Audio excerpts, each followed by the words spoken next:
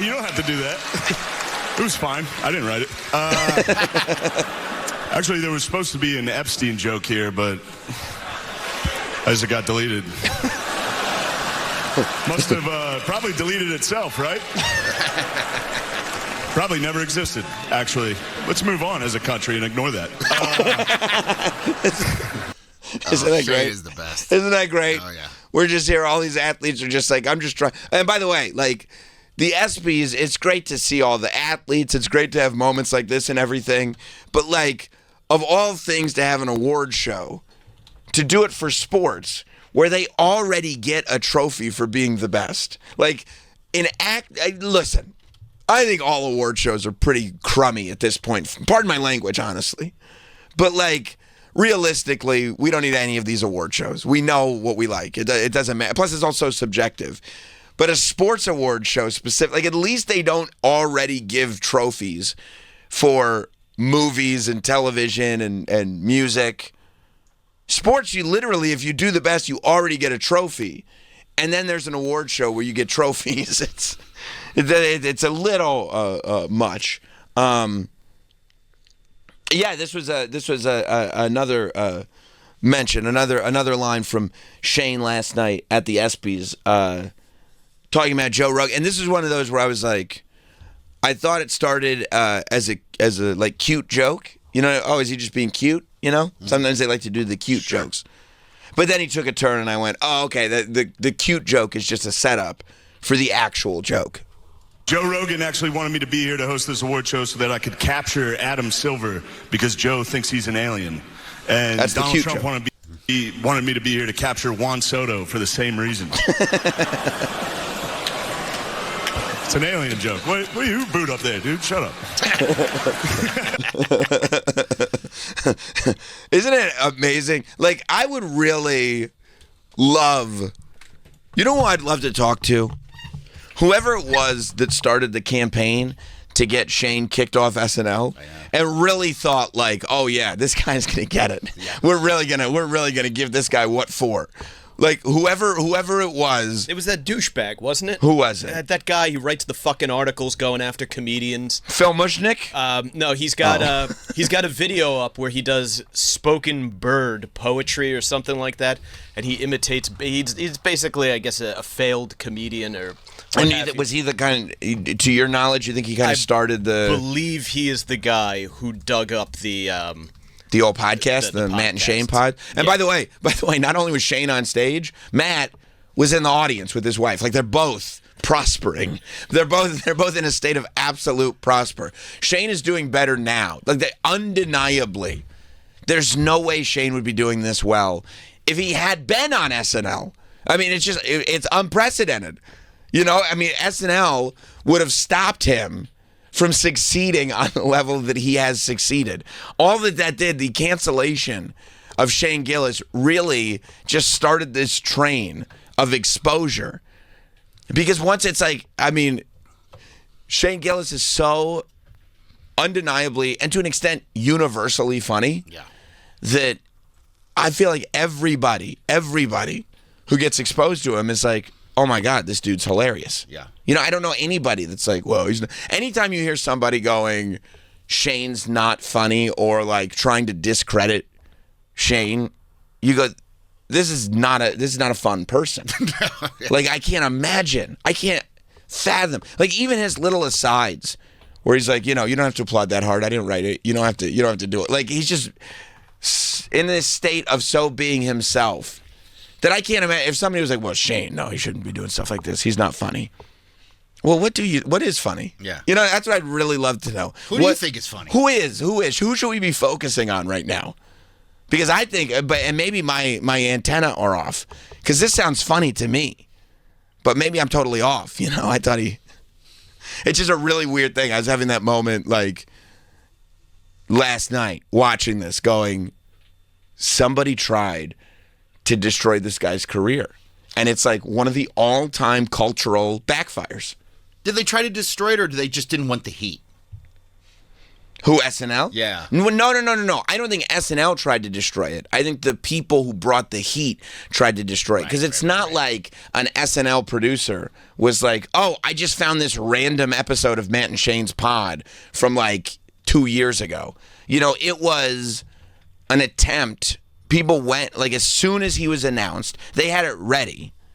People went online and created this awareness of this is the new guy. This is who SNL hired. And then SNL had to react. So I'm not talking about SNL or NBC. I'm talking about the people who were like, no, we want him to get in trouble. We don't want him to succeed. Because, I mean, I think it's even documented that Lorne Michaels was like, no, hey, man, I want to help you. I still want you to succeed. We can't bring you on just because of all this going on and advertisers and the network. It's out of my hands. But, you know, I think Lorne Michaels has always been supportive of Shane and kind of saw this early. But I more want to talk to the people that were like, no, I'm invested in him not succeeding. Yeah. Because it's like they failed. They failed hard. Imagine trying to dedicate your life to like just ruining people's lives. I mean, the whole premise. You know what I mean? You would think if somebody truly doesn't deserve success, that at some point it'll work itself out. Yeah. Just focus on yourself. Yeah. And by the way, if it doesn't work itself out and they do become successful, maybe, just maybe, you're wrong. Or maybe you still just worry about yourself. Right. It's not up to you. It doesn't matter. It has nothing to do with you.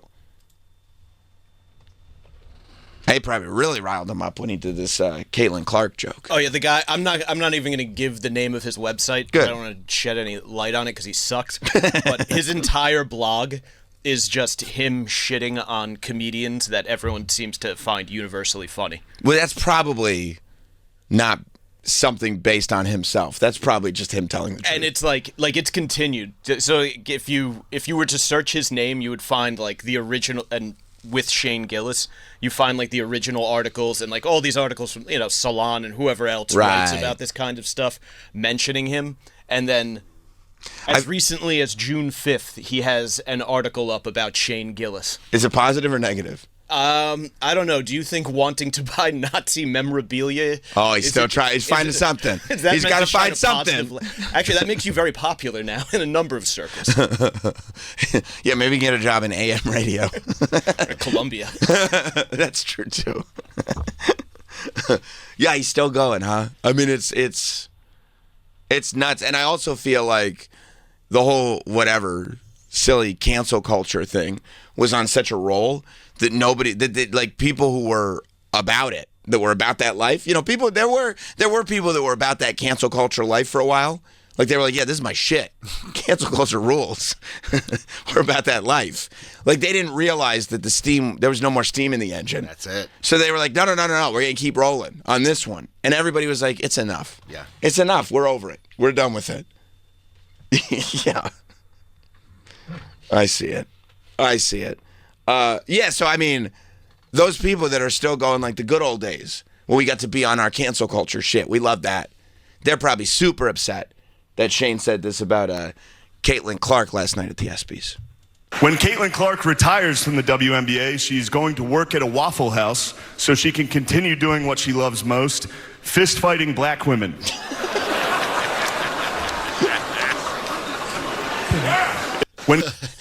That's funny. He has this way of delivering lines where he's like, listen, I know I'm not supposed to say it, but I think I can get away with it.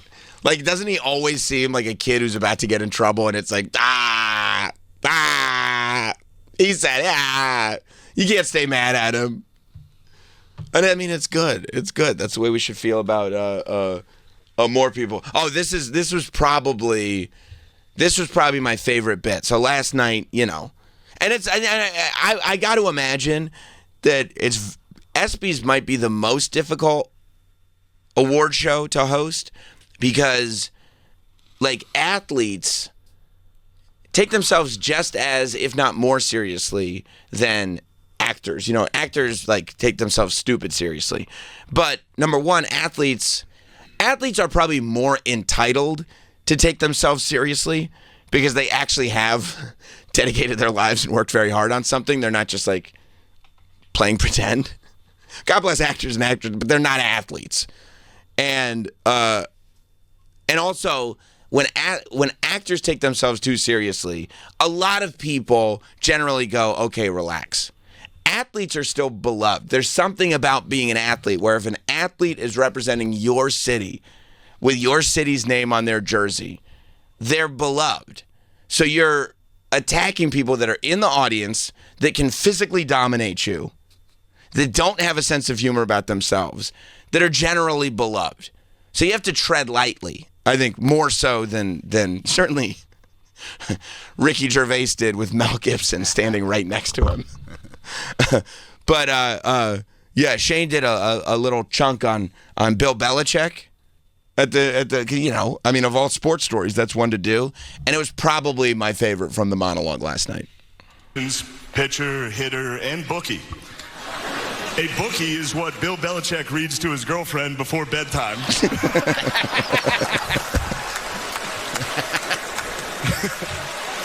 Pause for a second. That chuckle. He's like so happy. He got it out. He's so happy with himself because he knows once it's been said, You can't take it back. Now it's out there. Too late. It's said. Now it's in the universe, and also now we're down this road, and we're not done yet. We haven't gotten off at the exit. Keep going. They do. They read The Very Horny Caterpillar. The Little Engine That Could But Needed a Pill First. And of course, the classic Goodnight Boobs. That's my favorite one. Also, I'm not trashing Bill Belichick. First off, he's 73 years old and he's dating a hot 24-year-old and people are criticizing him? What happened to this country? We used to be a great country. He won 6 Super Bowls. Yeah, he's dating a hot 24-year-old. Maybe if you guys won 6 Super Bowls, you wouldn't be sitting next to a fat, ugly dog wife. Pause. His face. He knows it's coming. Because, like, when he goes, like, yeah, he won 6 Super Bowls, there's almost this moment of silence where you're like, does he even know where he's going? But it's because he's like, I'm going to say it. I'm going to say it. And as he's saying it, he has this smile that can only be referred to as cheeky. this cheeky smile on his face, like he knows, yeah, I'm doing it. I'm gonna do it. I want to know who's in the writers' room with him, because I just love that. Like clearly, it was a group of people who were writing with him in mind, because this it just doesn't feel like typical writing for an award show. Fat ugly dog wives. Oh. Yeah, keep going.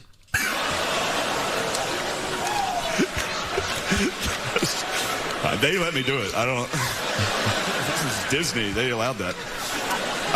Yeah, I'm going to tell you a story. I was at yeah, we should have taken that out. I had doubts going into that. That didn't work all week. I think he's wrong. I think it was good that he left it in. I also love that he blamed. He was like, I don't know. Like, Disney let me do that. This one's on Disney. Get mad at them. Don't get mad at me. I mean, I say all kinds of weird stuff. Like, the fact that Disney, proved it. They said I could do it. I said, can I do it? They said, yeah. Oh. Yeah, it was a sight to be seen, for sure. Look up, I don't know if it's on this Twitter thing, but there's a clip of him doing Norm. If you just look up Shane Gillis, Norm, I'll bet it'll come right up. Because he kind of closed his monologue with a tribute to Norm Macdonald. Because Norm Macdonald, see if you can find a better version. That's taped off TV. Norm Macdonald, and go like latest. If you click latest, maybe it'll come up. Norm did he hosted the show, like, years and years and years ago, obviously. Yeah, there you go. Yep. Years ago, Norm hosted the ESPYs, and it was similar to this. Like, and Norm was so Norm Macdonald. The more you go back and watch, the more you realize that.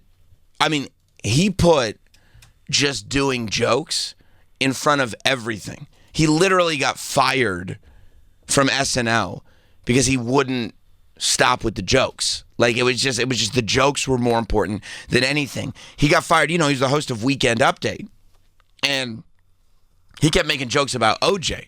Two things he loved doing: making jokes about OJ and making jokes about Michael Jackson. But he wouldn't stop his OJ jokes. And the story is that there was somebody at NBC, very, very high up, that was friends with the Juice. And this was right at the peak of the OJ trial. And there was someone at NBC, because OJ had worked as a sportscaster on NBC before he murdered the two people. Allegedly. I'm sorry, before he was accused. Before he was accused and found not guilty of murdering the two people. Before he was financially responsible for the murder of the two. That's what I should say. I don't want to get sued. Yeah, I don't know. Before OJ was found to be financially responsible for the murder of two people, he was a sportscaster at NBC. And apparently one of the higher-ups at NBC was still, like, friends with him because he was not guilty. And he told Norm, you got to stop with the OJ jokes. And Norm was like, no. Like, I'm not, like, I won't. Not happening. And he didn't. And so that's apparently why he got fired. I mean, he did end up going back to SNL and hosting it, and he's a legend now. But like, he wouldn't stop with the OJ jokes so much that he got fired for it. And he did the same thing. Like before, there was like clips on Twitter and viral stuff and podcasts and everything. He I mean, in the mid '90s, hosted the ESPYs. I think it was the mid to late '90s, and got everybody pissed. You know, because he was just making fun of everybody. He was doing the show for the people at home. He was doing the jokes for the people at home in the whole room. I mean, they were so tense because he kept making fun of them. But Shane, and just because Shane, I guess, loves Norm, decided to end his monologue with a tribute to Norm by doing his favorite Norm joke from Norm's monologue when he hosted the ESPYs. When Caitlin Clark retires from the WNBA, she's going to work at a Waffle House. That's mislabeled. Oh, okay. Yeah, that's not your fault. Oh, that was a sweet intro. Sweet, so you set it up perfect. Oh, I set it up perfectly. Buddy. No, it's not your fault. They fucked you good on that one, didn't they? They fucked me good. Just do this one. It's going to be a shitty quality. But it's good enough. Okay. You know what I mean? We can't take any more time between my amazing setup and the clip. Otherwise, we lose it all, and I'm going to have to do the whole thing again. There's one thing I want to say before I get out of here, and this is a dumb joke. You guys aren't going to like it, but it was it's just a Norm Macdonald joke that I loved when he hosted the ESPYs, and I'm going to do it now.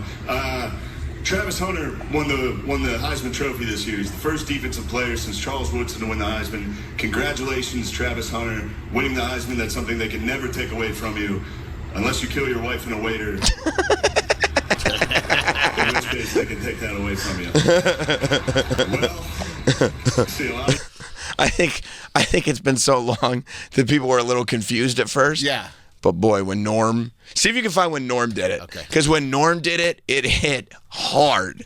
Everybody knew. Norm did it at the height of OJ, and it hit hard. Those are the two things that Norm loved to talk about.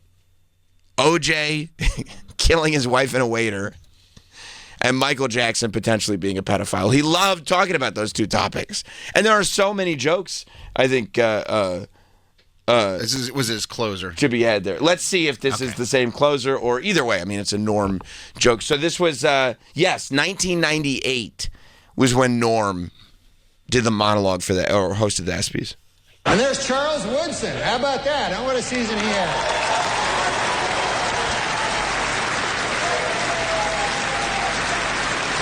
Great, man. He became the first defensive player to win the Heisman Trophy. And congratulations, Charles. That is something that no one can ever take away from you. Unless you kill your wife and a waiter, in which case... all bets are off. All bets are off. Just a word of advice. A word of advice. Oh, he was the best. Yeah, I mean, just and he just doesn't, the performance, and Shane is the same way. Like the fact that there's a joke there, and you can see it. Like sometimes I love seeing that on a comedian's face, whether it's Norm, whether it's Shane. There's other people as well who do the same thing. Like there's a joke there, and some people, like if you like jokes, it's gonna hit hard. But if you don't like jokes that much, you're not gonna like it at all. And it's like, No, I got to do it. And I love seeing that. I love seeing people that are like, no. The joke is there, and it's my response. I can't not. Right. It's not even like they look at it as a duty. It's just something ingrained in them. There's like a parasite in their brain that just triggers something that makes it so if the joke is there, you got to go for it.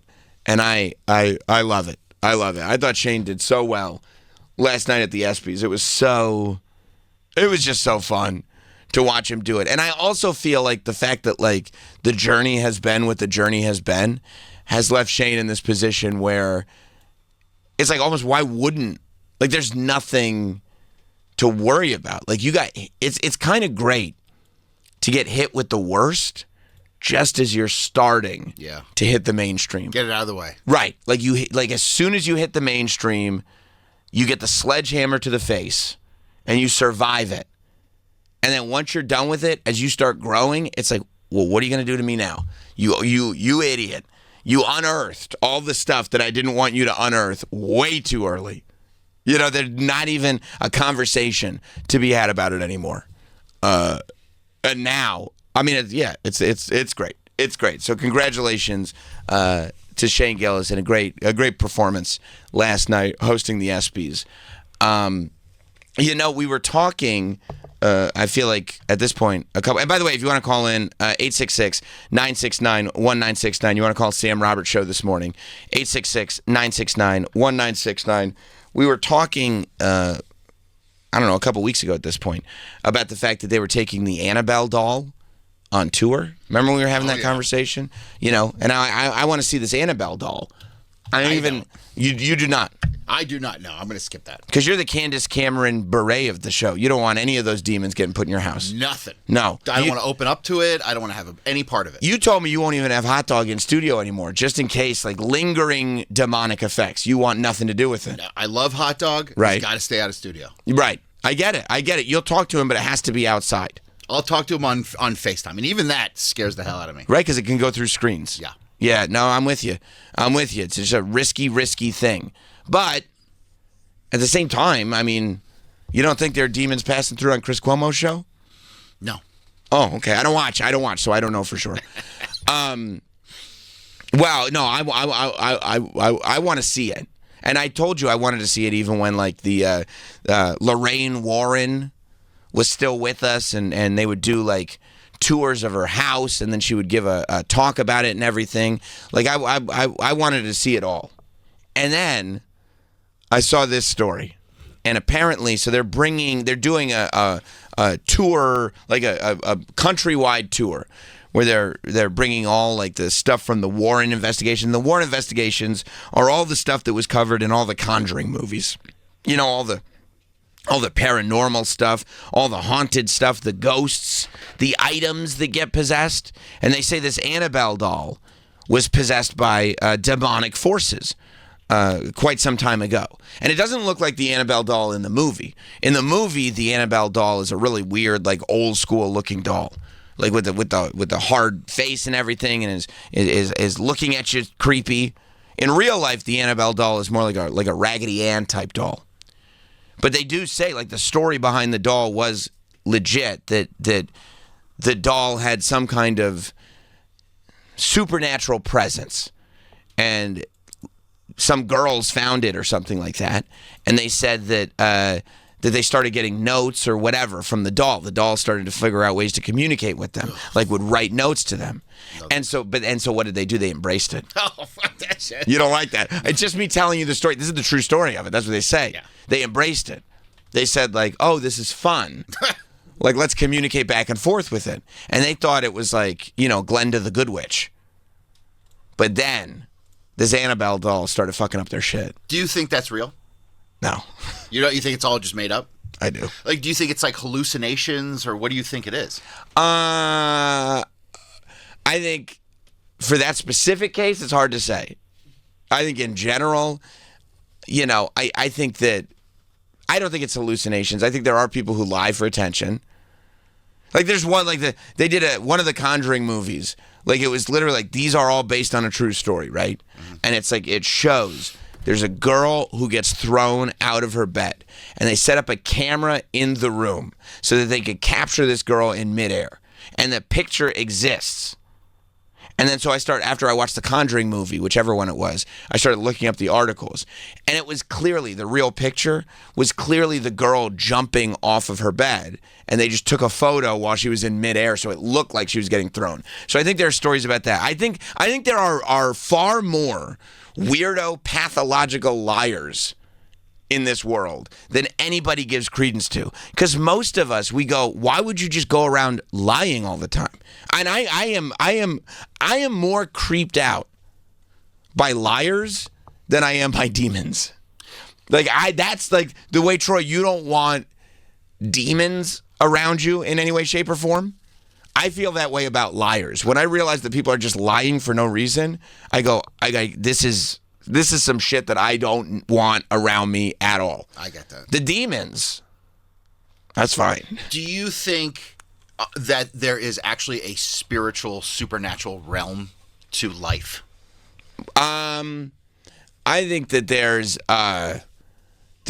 good energies and bad energies. So what's energy? What do you mean by energy? Is it like a force? Is it alive? Is it like, what do you mean? No, I think that there's an intangible that we have the ability of putting out. And that some people put out good and some people put out bad. And I mean, even if you're somebody who complains all the time, you're putting out bad.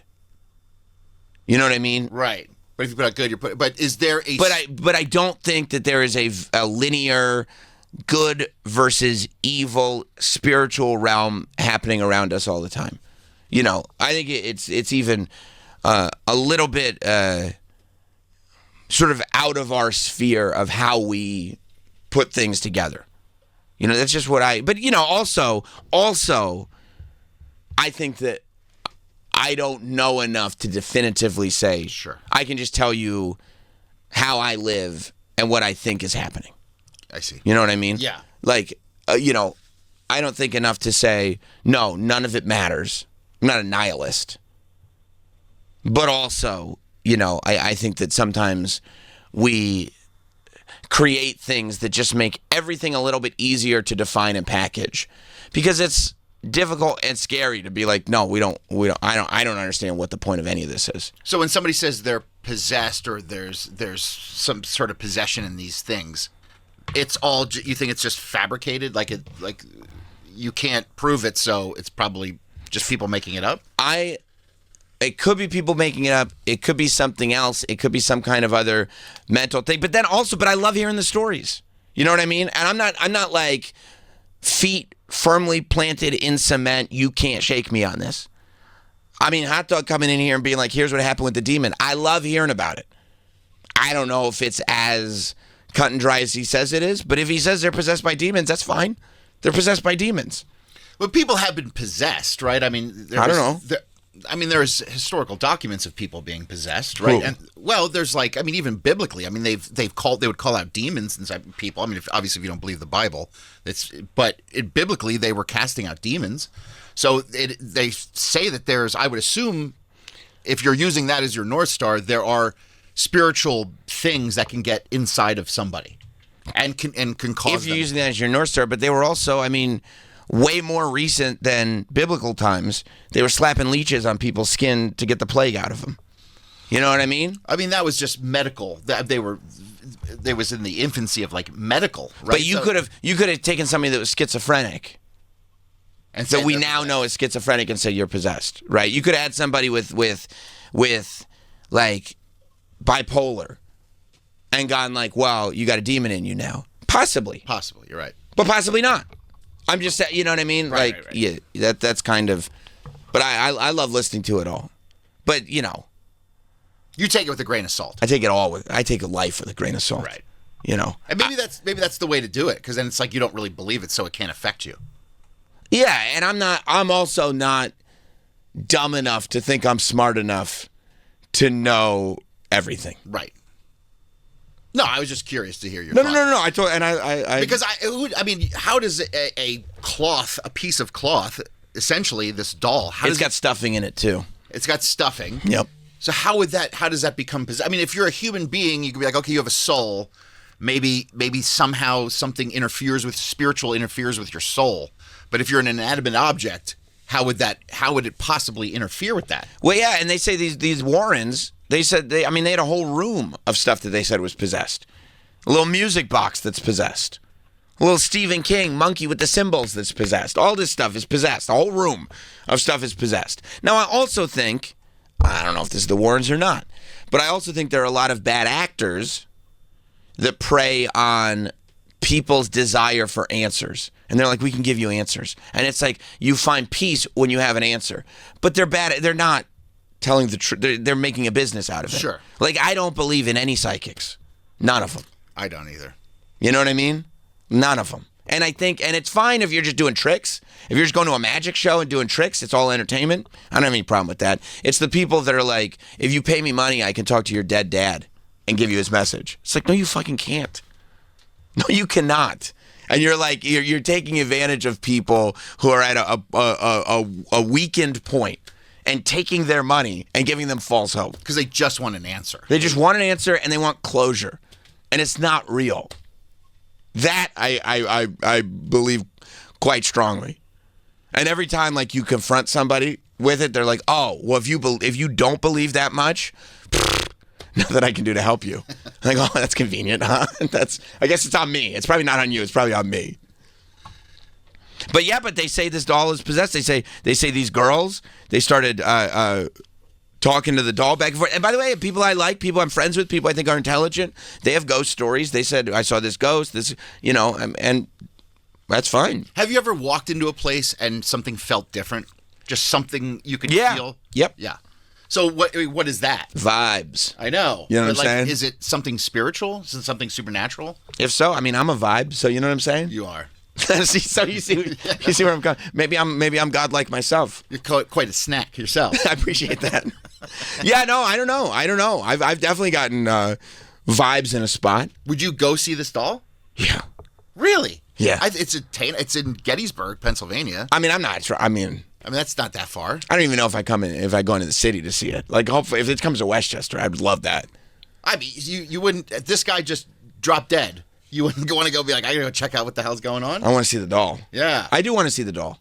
But I don't like leaving my house that much either. That's a good, yeah, you don't. But I'd like to see the doll, you know?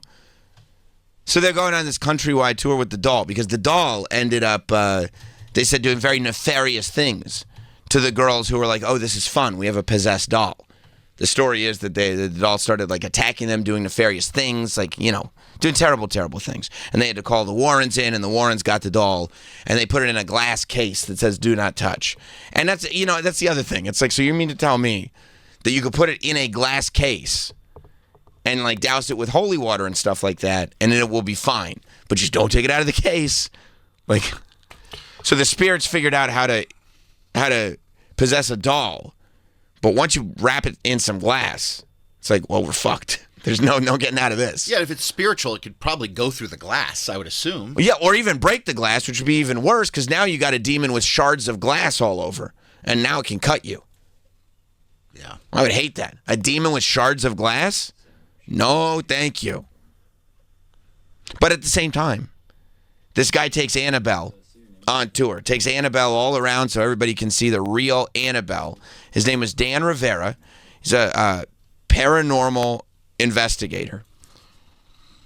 And while he was on tour with the doll, unexpectedly, they found him dead. He died one night. Nobody saw it coming. What was he, like 54 years old or something like that? He was not a terribly old man. Paranormal investigator guy. And 54. Yeah, 54. Now, it's really funny. Every article that I've read that's like from the local newspapers or whatever, they're like trying to calm down people. They're going, the doll was not at the scene of the crime.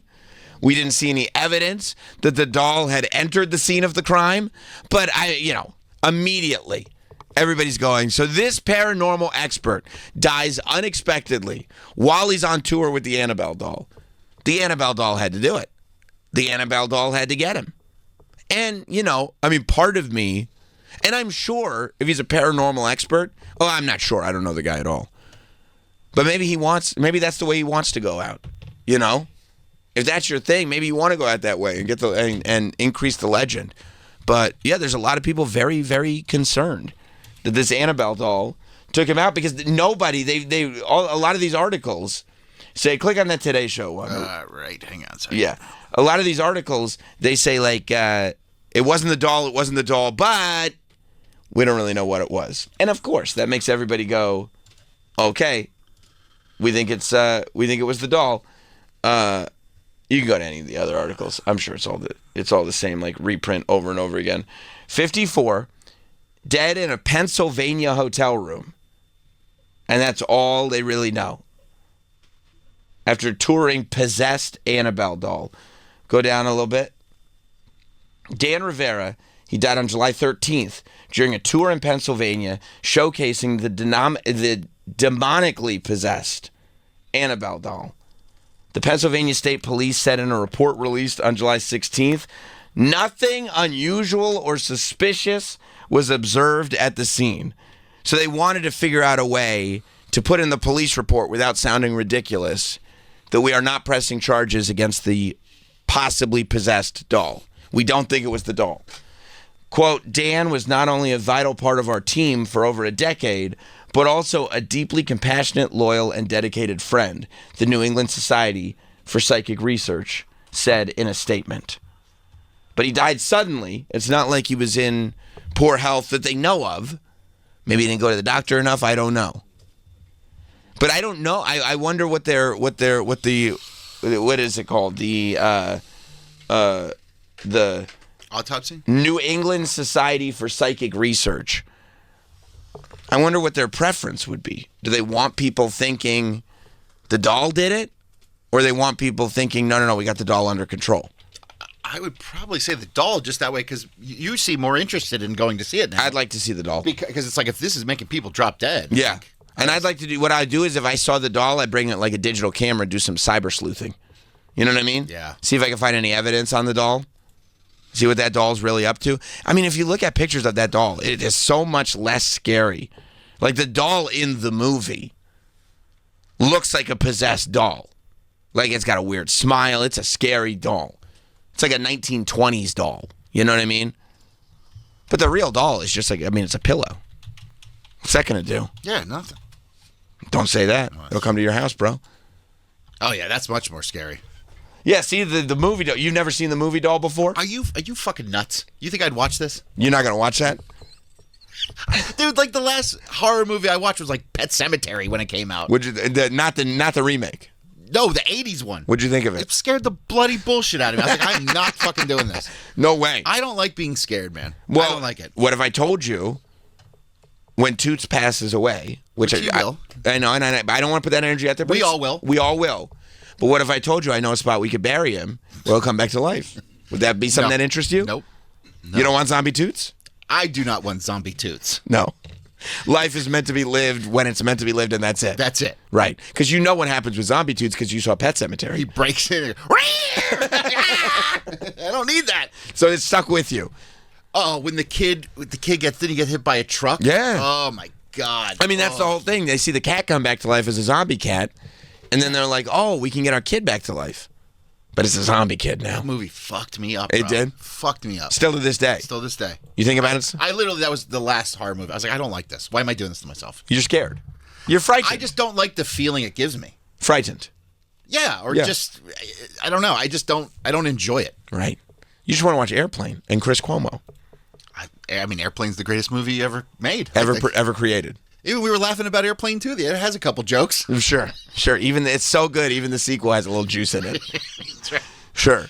Sure. But so you'd never see because they made a couple of the Annabelles. They even made a prequel. This is the first time I'm seeing the doll. I don't like it. Oh, I maybe saw Chucky. Maybe. Child's Play. Yeah. Yeah. That doll. I mean, come on. I don't need that. I have a Chucky doll in my house. Wow, they're nuts. You know why you really don't like Chucky? Why? You know how the spirit gets in the doll? I forget how. Voodoo. Yeah, no thanks. No, it's a murderer, a serial killer, and he's being chased by police, and he gets shot, and they're just about to get him, but he broke into a toy store to try to outrun them.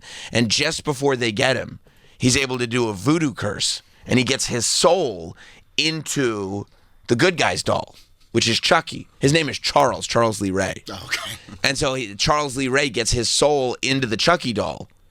And now, he's pissed because he wants to get out of the doll now. Like, he got into the doll to escape, but now he's stuck in this goddamn doll. And what he doesn't realize is he takes the doll, he gets given to this kid.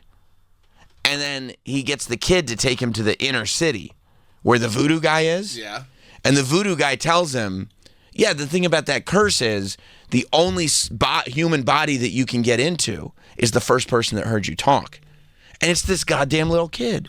So now he's got to spend the rest of the movie trying to kill everybody around him so he can get this kid down, put his soul inside the kid. Well, Chucky seems a little more silly. Well, he's got good one-liners. Okay, so that's, you want to laugh a little bit. Right. And the thing about when you create a horror villain that does one-liners, as the sequels go on, and this is like across the board, if you get like one or two one-liners, like a couple of wisecracks in the first one, as the sequels go on, more wisecracks. Yeah, you can build off of that. Like Freddy Krueger, Sure. he literally, he was like kidnapping kids and doing terrible things to them in the first one. But he had like one or two wisecracks. By like the fifth movie, he's basically a stand-up comedian. You forgot the whole origin story and you're just there for the wisecracks. He's like Carson. I think I saw the first one. Did the first one have Johnny Depp in it? Yes. Okay. They sucked him right into the bed. Yeah. Yes, I remember that. I don't remember being overly scared by that. Well, you probably didn't get the origin story. Right. Yeah. And it's also like the idea is that he comes to you in your dreams. So that's a little disconnected. Right. Yeah. Now, a doll coming to life and killing you, that's real. I mean, this doll looks, look at the eyes on this doll. You don't like that movie doll? I don't. I mean, the other ones, the real one's not as scary. It's almost silly. Right. But yeah, they definitely juiced it up for the movie. You don't like that movie doll? I mean, look, the eyes are crazy. Right. Anything that has their eyes that wide open seems nuts. Right. Humans with their eyes that wide When open. you see people with eyes like this, it's like stay away from me. There's something wrong with that fucking person. That's right. So that was it. Pet Sematary was it for you. That's the end of horror movies. I don't think I saw anything past that. Maybe like no, I can't even think if I saw anything in the 90s. Definitely nothing since the 90s. So you're not going to go see like the new I Know What You Did Last Summer.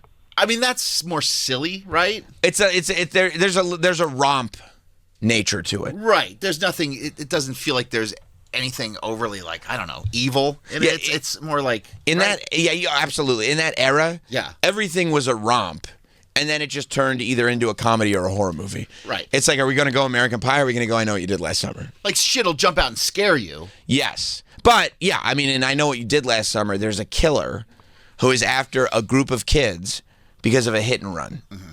Right. So it's not like this demon is after you just because it's so bad. Like Pet Sematary. Right.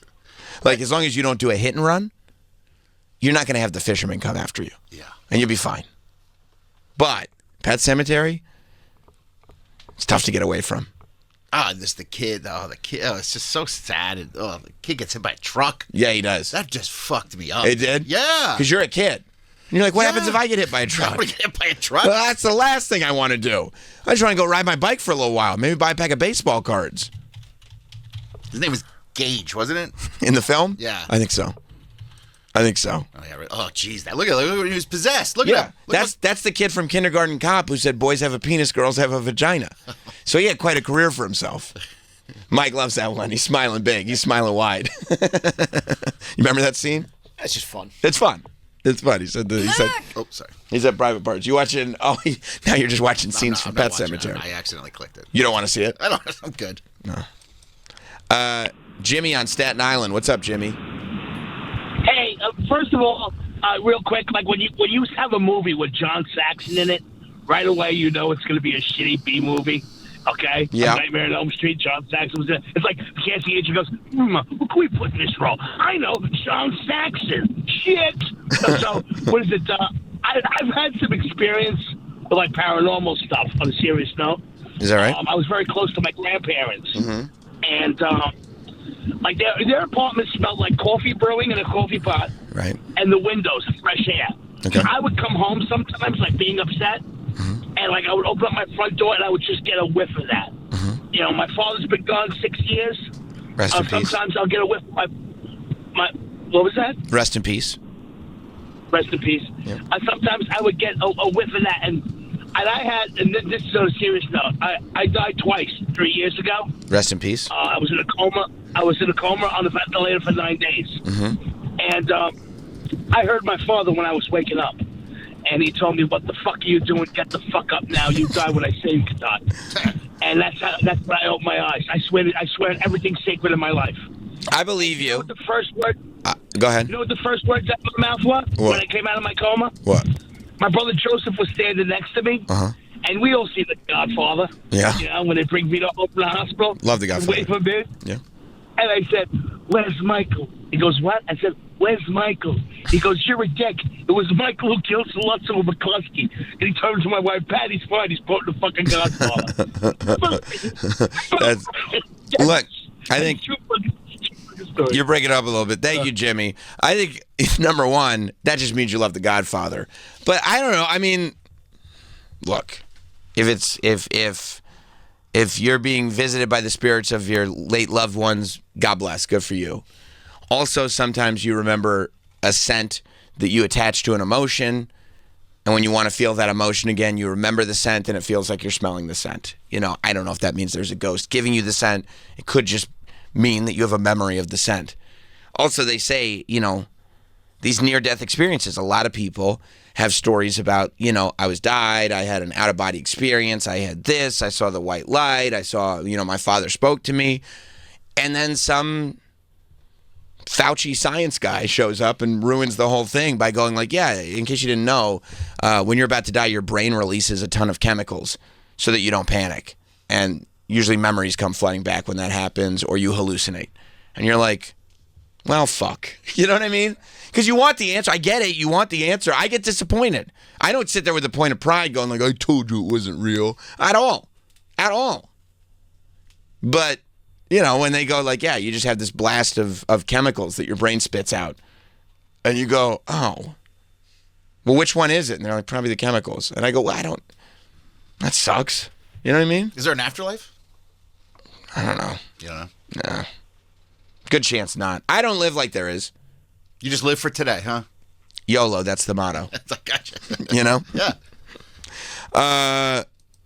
Let's go to Steve in New Jersey. What's up, Steve? Hey, what's going on? So there's a channel on YouTube. It's called Y-Files. And basically what this guy does is he breaks down, like, a story, like the Warren stuff. And he'll go through the story. Then at the end of the video, he either will tell you if it's real or not.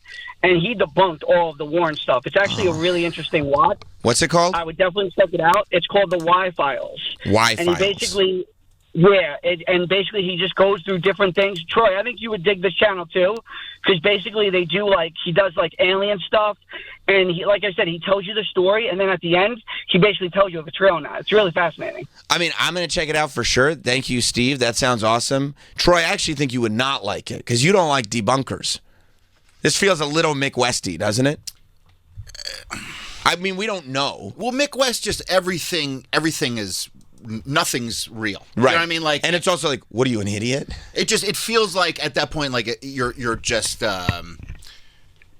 you've committed to this is your lane. Like the same way there are absolutely people that are invested in conspiracy theories being true, aliens being real, the paranormal being real, like they're invested in it, which means that they're really not looking at it with a clear lens. They're looking at it skewed.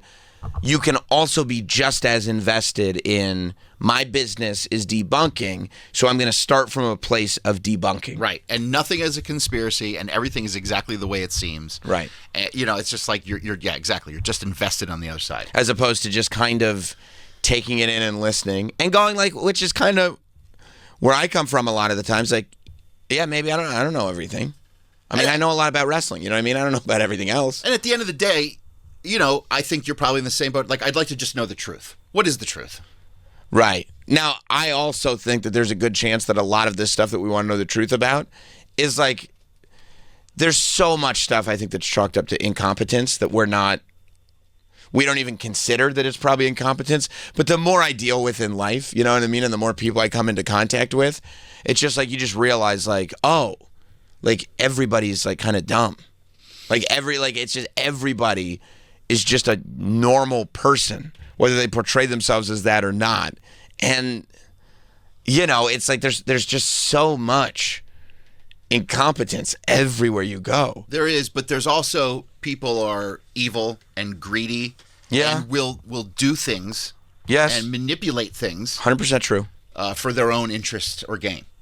100% true. So to an extent that you wouldn't think people would, like to an extent where you're like, that's fucked. So like people can get killed, and it be and surely have, and it's been covered up. So it's like just not JFK. Well, of course, that was one lone gunman nut. He was crazy, dude.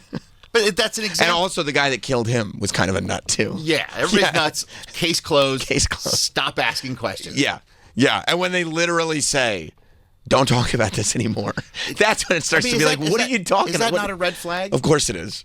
So it's like... It's such a red flag that you start to wonder, is it a purposefully red flag? And then you realize, no, probably not. It's just like, that's the level of incompetence where you're like, let's just tell them to stop talking about it. And let's get our friends to tell them to stop talking about it. But there is a good chance that there's something else involved with the JFK assassination. I would say there's a good... Yeah.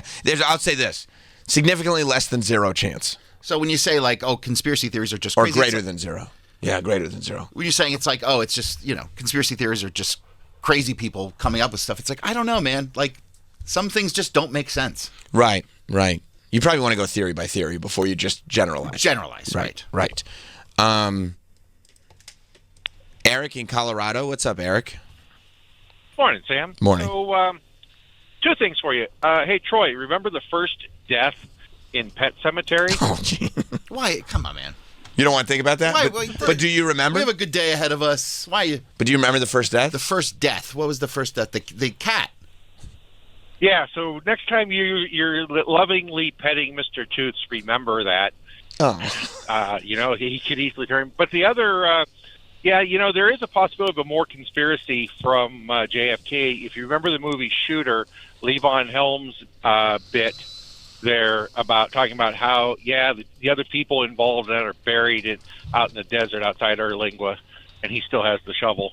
Yeah, I don't know anything about that movie, but I do know about Pet Sematary. And Troy, I don't think you should think about Pet Sematary when you're hanging with your cat.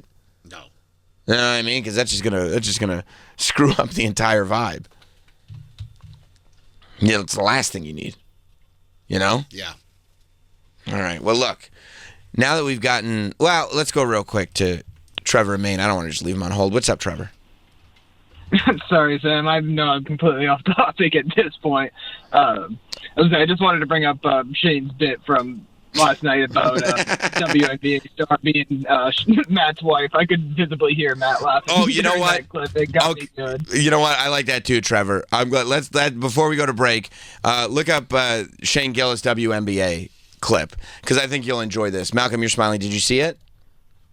I did see this. It was really funny, right? You can hear Matt laughing. Yeah, pretty clearly. Yeah. So Matt's in the audience, but he does. Yeah, this is the clip. See if there's scroll down just a little. Yeah, there you go. There's a good one.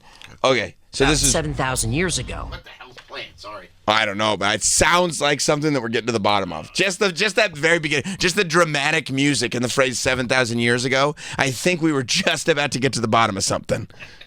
But I guess that'll have to wait because we're off that topic. We're gonna go back to Shane for a moment. This was I forgot. I wanted to share this too. Yes, this was a moment where he wanted to shout out somebody from the WNBA last night on stage from the ESPYs. When Caitlin Clark retires from the WNBA, she's going to work at a Waffle House.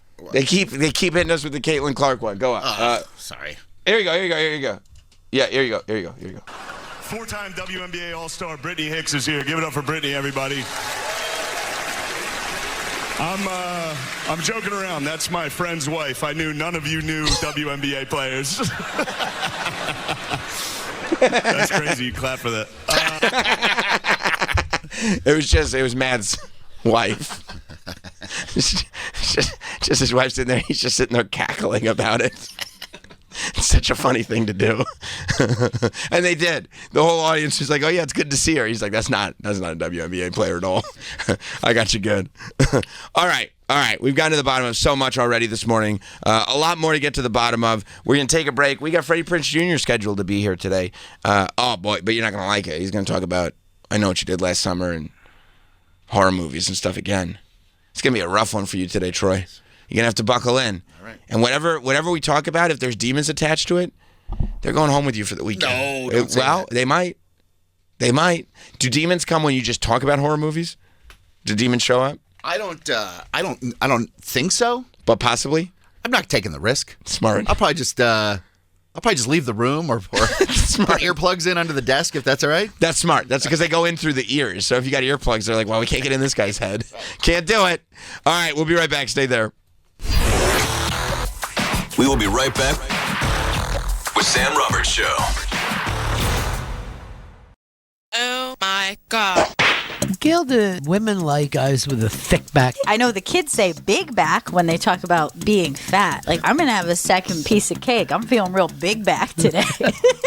I hadn't heard that, but I will start using that slang at lunch. I live a big back lifestyle. The Bennington Show, weekdays at noon East and anytime on the Sirius XM app. Everybody's got Surfing USA. The SPF 200 returns with the hottest summer hits of all time. Summer anthems from the 60s to today. From the Beatles to Taylor Swift and everything in between.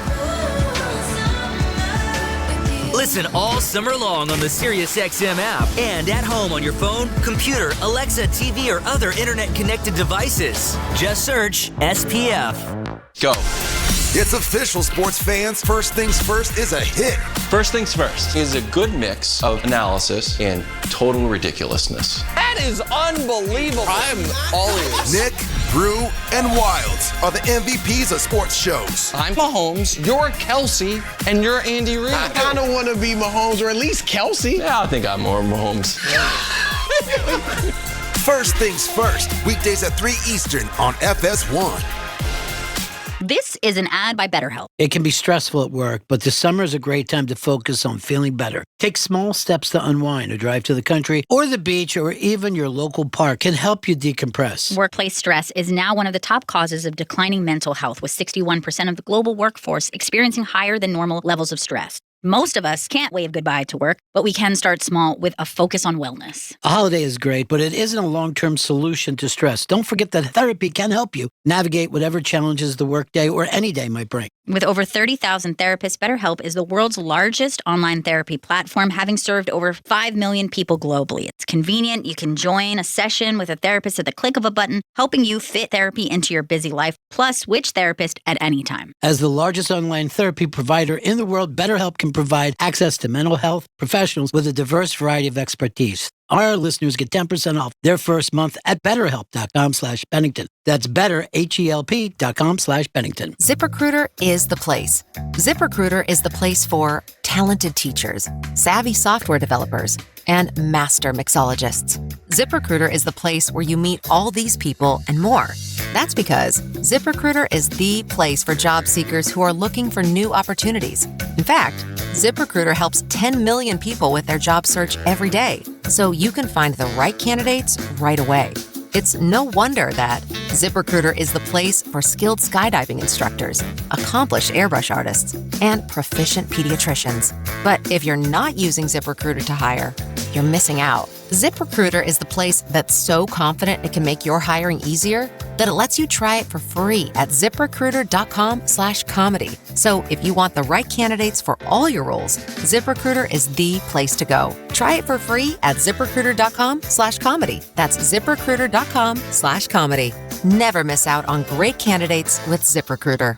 Some say Odoo Business Management Software is like fertilizer because of the way it promotes growth. Some say Odoo is like a magic beanstalk, scaling with you while being magically affordable. And some say Odoo's programs for manufacturing, accounting, and more are like building blocks for creating a custom software suite. But I say Odoo is all of it. Fertilizer, magic, beanstalk building blocks for business.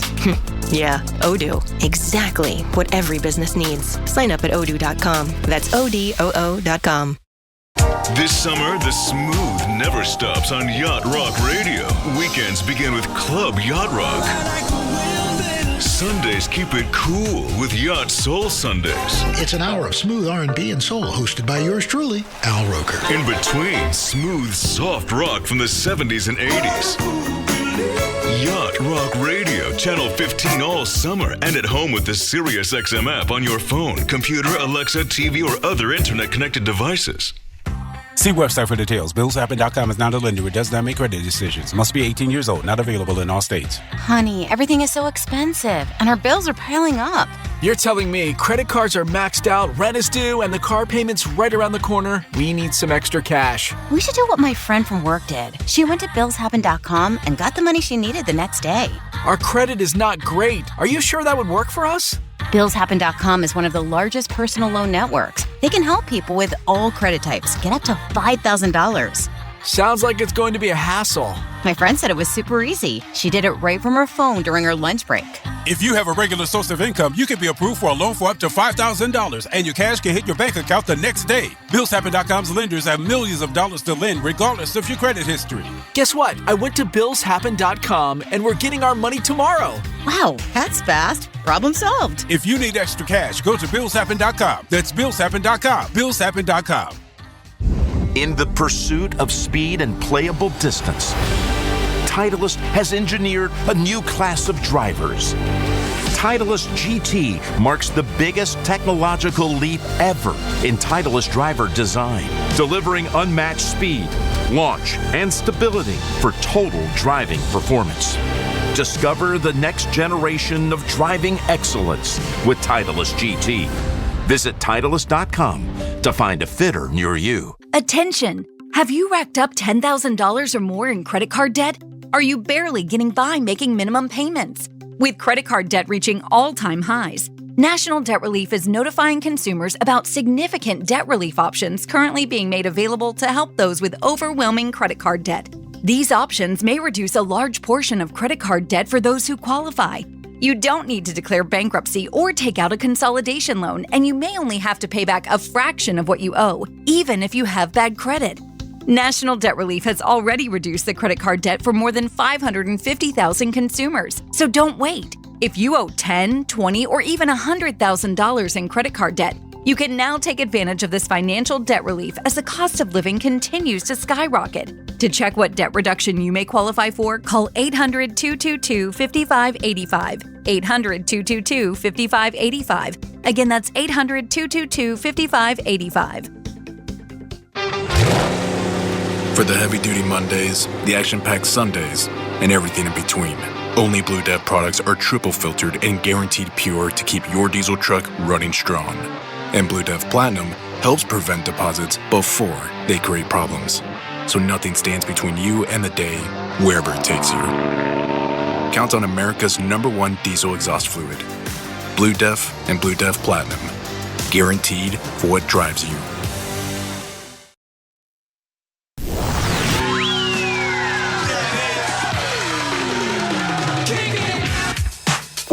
We're back with Sam Roberts Show. Funk Soul Brother, right about now. The Funk Soul Brother, check it out now. The Funk Soul Brother, right about now. The Funk Soul Brother, right about now. About now. Hey, welcome back. Sam Roberts Show. Don't forget, after today's show, check out everything we've been doing this week on the SiriusXM On Demand app. Trip to Atlanta, floods in NYC. Ian Fidance was in yesterday. The Fire Fest update. It's all up on the SiriusXM app. Just search Sam Roberts Show. And then, of course, every day at noon, you hear me here in the morning. And then every day you hear me here at noon, you can flip over to channel 156, Pro Wrestling Nation 24/7, where I'm doing my wrestling show from 12 p.m. to 2 p.m. Eastern live every day. So if you want to check that out, check that out. Actually, one of the things I think that differentiates me on that channel, on Pro Wrestling Nation 24/7, than any other wrestling show on that channel is the guests that always have the potential of popping by. Imagine, as a matter of fact, if you go to my Instagram towards the beginning of this week, you can see a clip of one of the guests that made a totally surprised and unplanned appearance on my wrestling show. Now, this is a real wrestling show. This is, I mean, we go into the weeds. We talk about wrestling and only wrestling. Okay, it's for wrestling fans. That's what it's for. And I mean, I couldn't think of a more appropriate thing to do.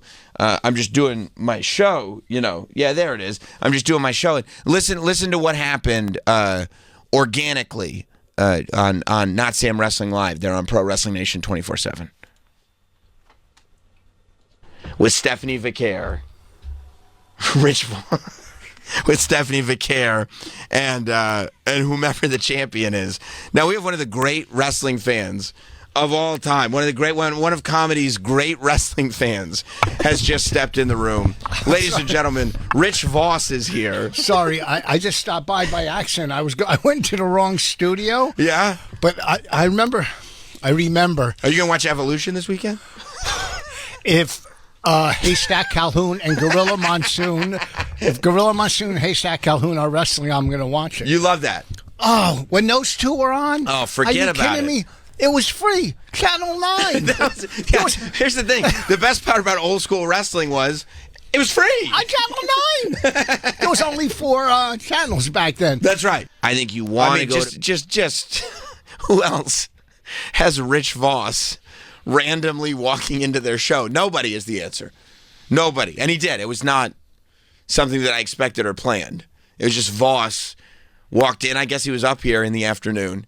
And just somebody told him, Sam's still here. Because, the whole everybody else goes home, as they should.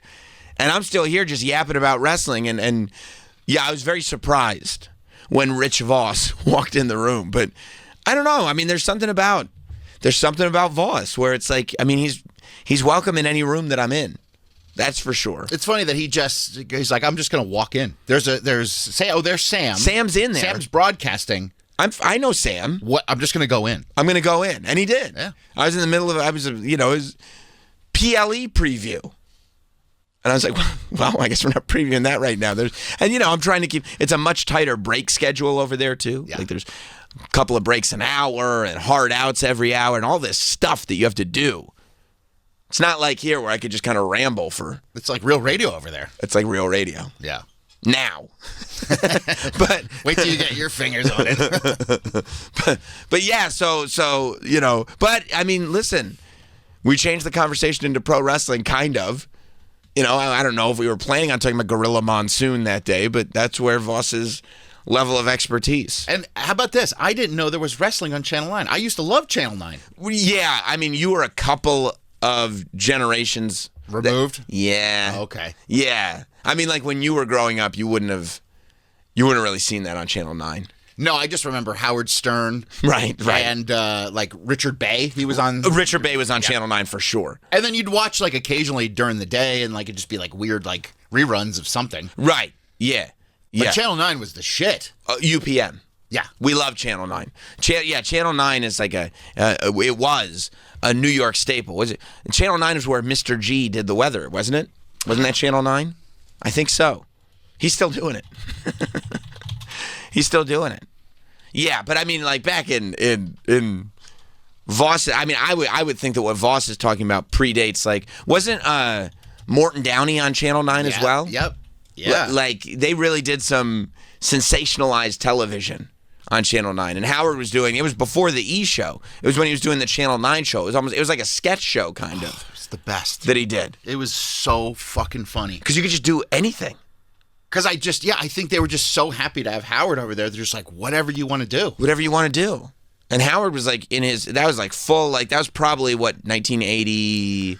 8, 9? Yeah. Where it was like 90? He was still in that frame of mind where he's trying to be the biggest thing in the world. He's on his way, but he's not there yet. And he's just like, I need to do the most shocking stuff you've ever seen. And he would. He would. And Channel 9 would just go like, okay, whatever you want. And it was tough because it'd be Saturday nights, and it was tough because it was like, do I watch Howard? Do I watch Headbangers Ball? Right. Or do I watch SNL? And you're sitting there like, whoever the guest host is on SNL is like, come over here. Ricky Rackman is like, hey, I'd love to have you on my program. And then Howard's over on Channel 9 doing his thing. I would have 2 VCRs. I would be taping really Howard on one VCR and Headbangers Ball on the other VCR. Wow, and SNL was just shit out of luck. It was kind of like, yeah, you were kind of like... And that was funny, too, because like you couldn't tape it because all your VCRs were taken. And then you would just kind of hope that like 5 years later, you might see that episode of SNL on like E or something like that. Right, or they would release like VHS like compilations. Sure, so you'd see the skits. Yeah, that was like back then. It really was like when SNL would put out a VHS tape of compilations. Half the skits you'd never seen. Right. You know, and that's where they got their views.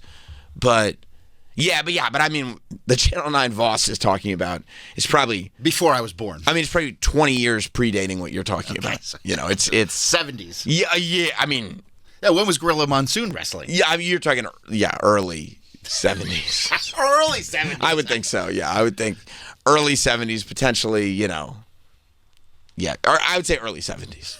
Okay, so before your time. Well, before my time. Like, this would be stuff that I would have to research in the history books. I knew Gorilla Monsoon as somebody that was retired. Yeah. He's like a commentator. I mean, Gorilla Monsoon was retired.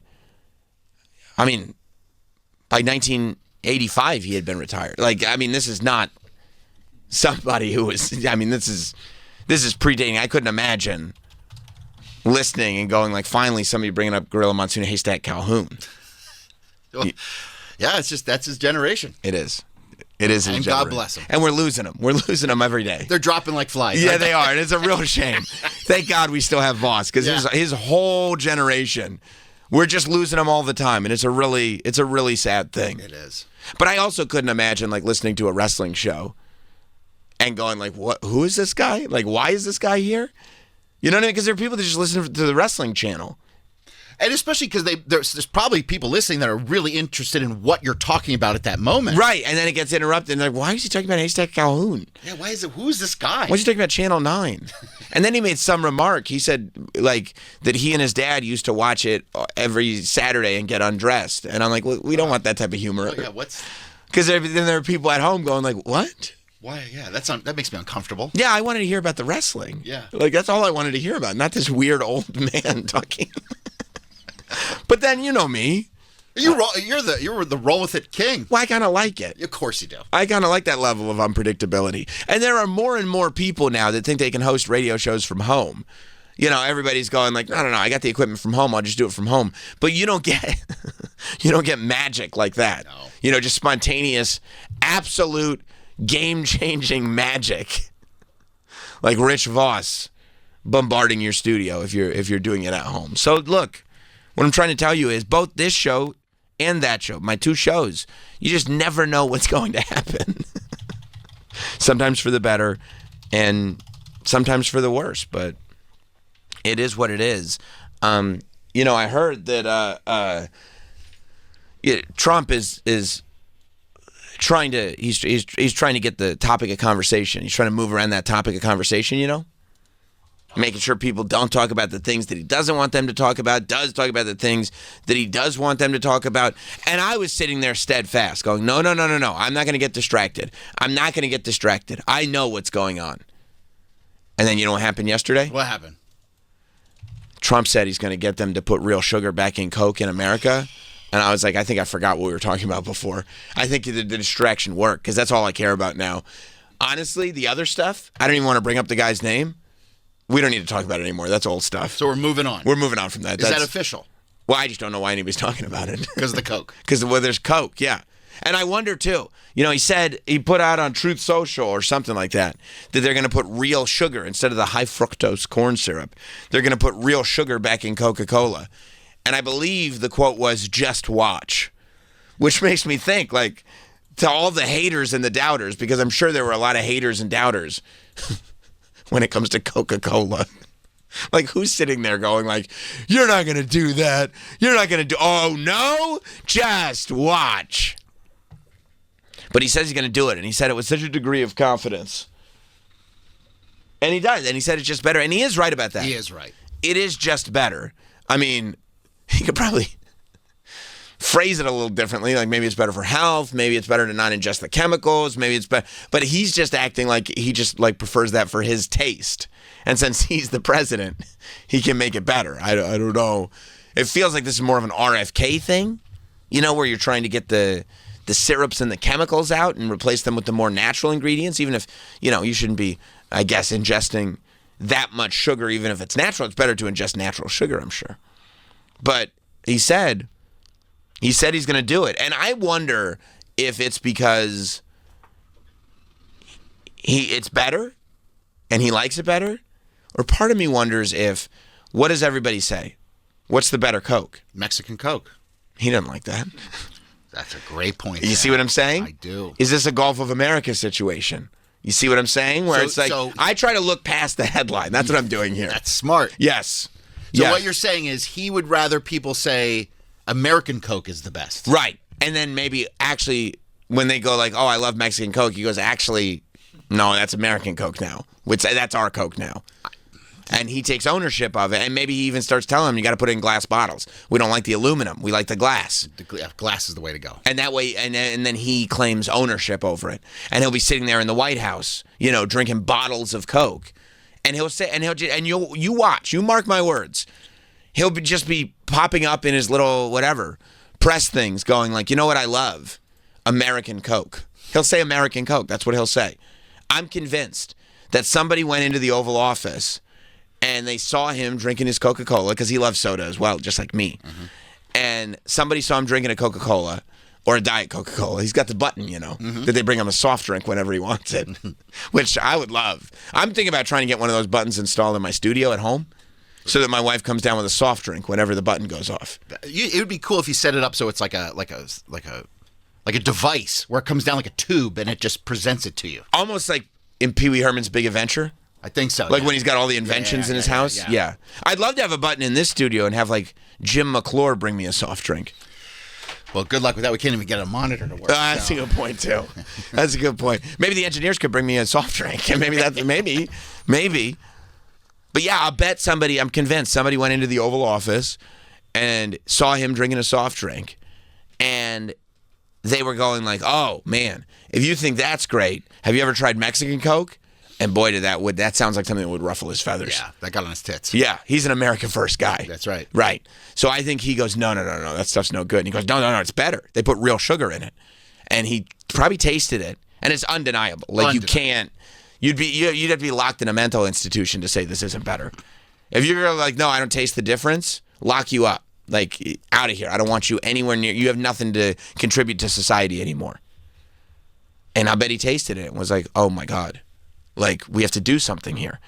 Because before, remember, the old thing was, he said that China is beating us. And he didn't like that. No. But he doesn't really bring that up anymore. No, funny. But if he thinks Mexico's beating us in Coca-Cola, which, by the way, they are. They are, 100%. 100%. I think that's something that he's feeling competitive about. And also maybe something he's realizing that maybe he can't deliver on a lot of his promises. Mm-hmm. But this feels a little bit more attainable. This feels a little bit more like maybe he can kind of lean on Coca-Cola a little bit. Maybe even give him some tax dollars. Maybe give him some breaks. Use real sugar.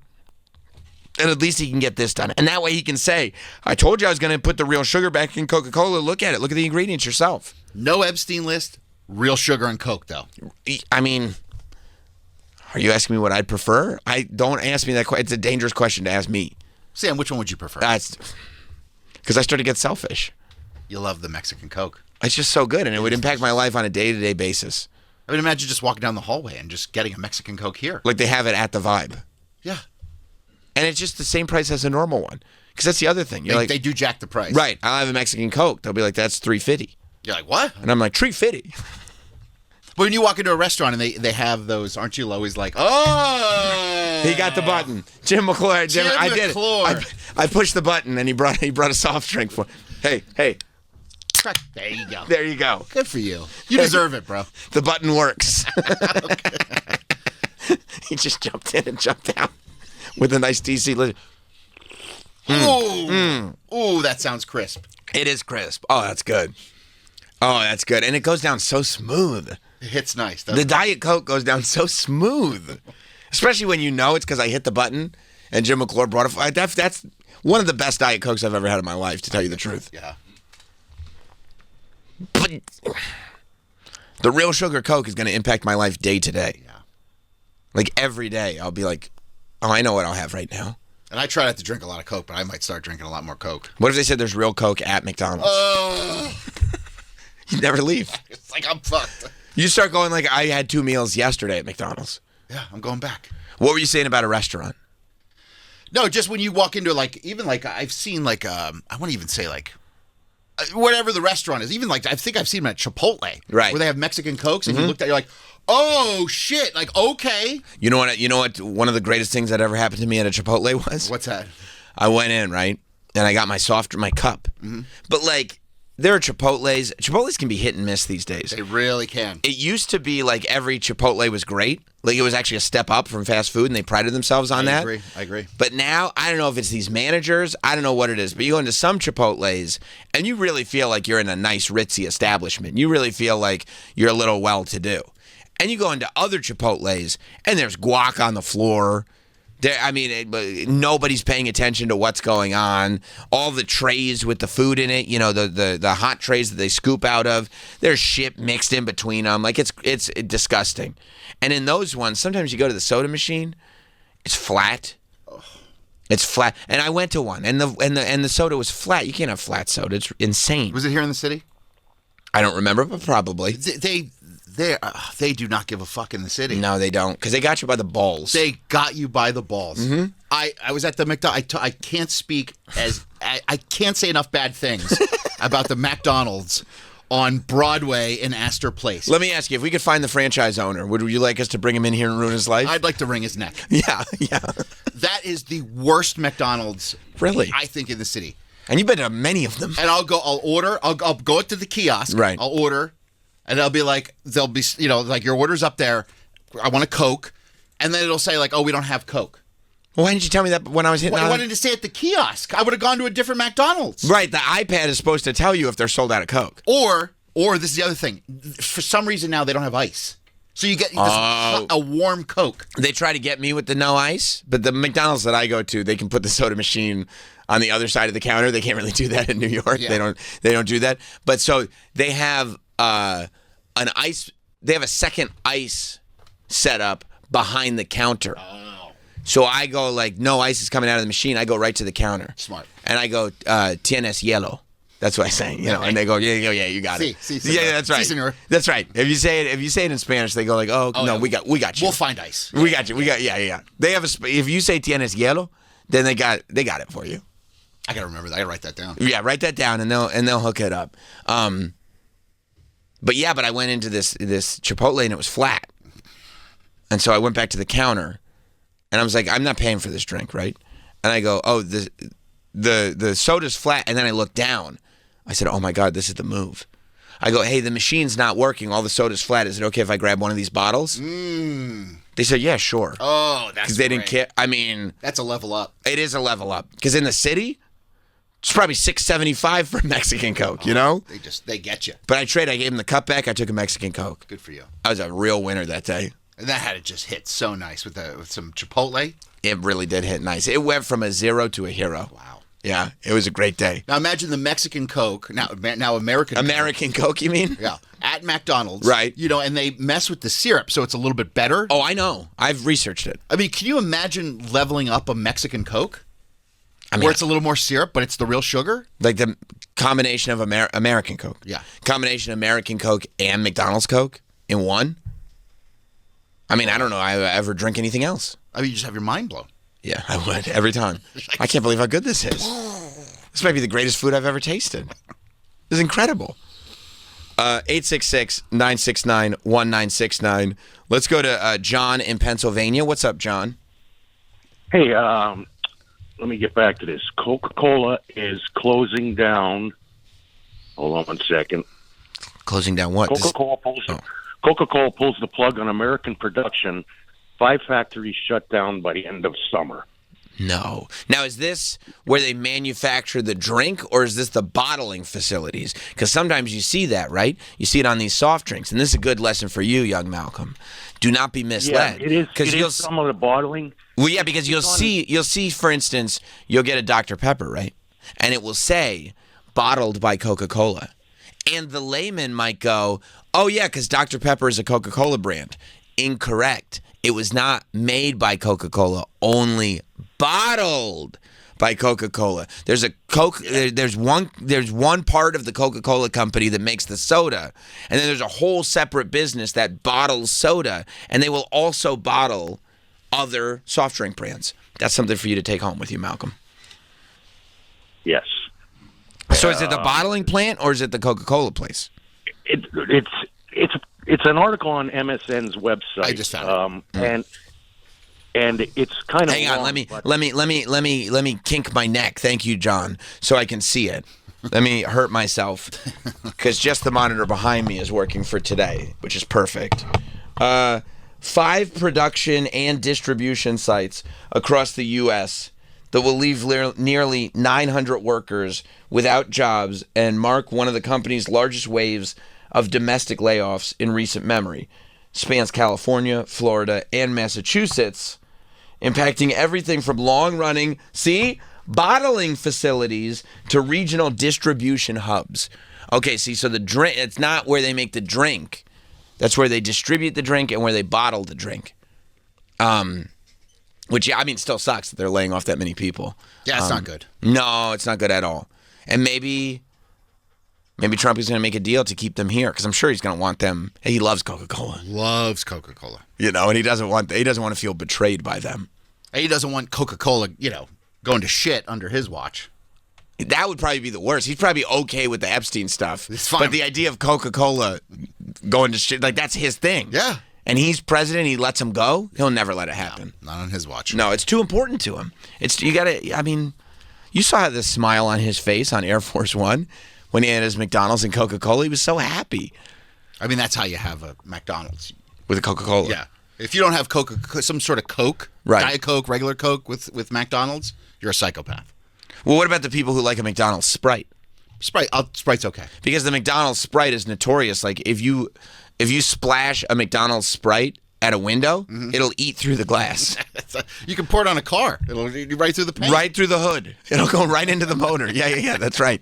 That's exactly right. Yeah, I mean, that's a whole other conversation. The McDonald's Sprite is one of the strongest, most lethal, damaging. It's like sulfuric acid. Yeah. It's amazing. You like Sprite?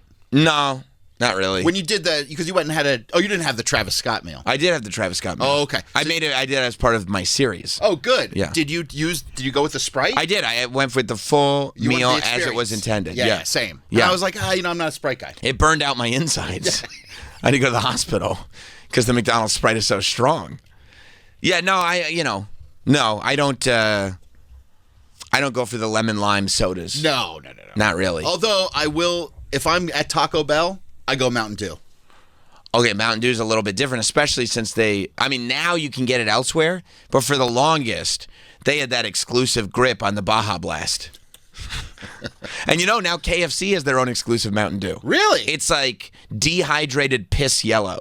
KFC just sucks.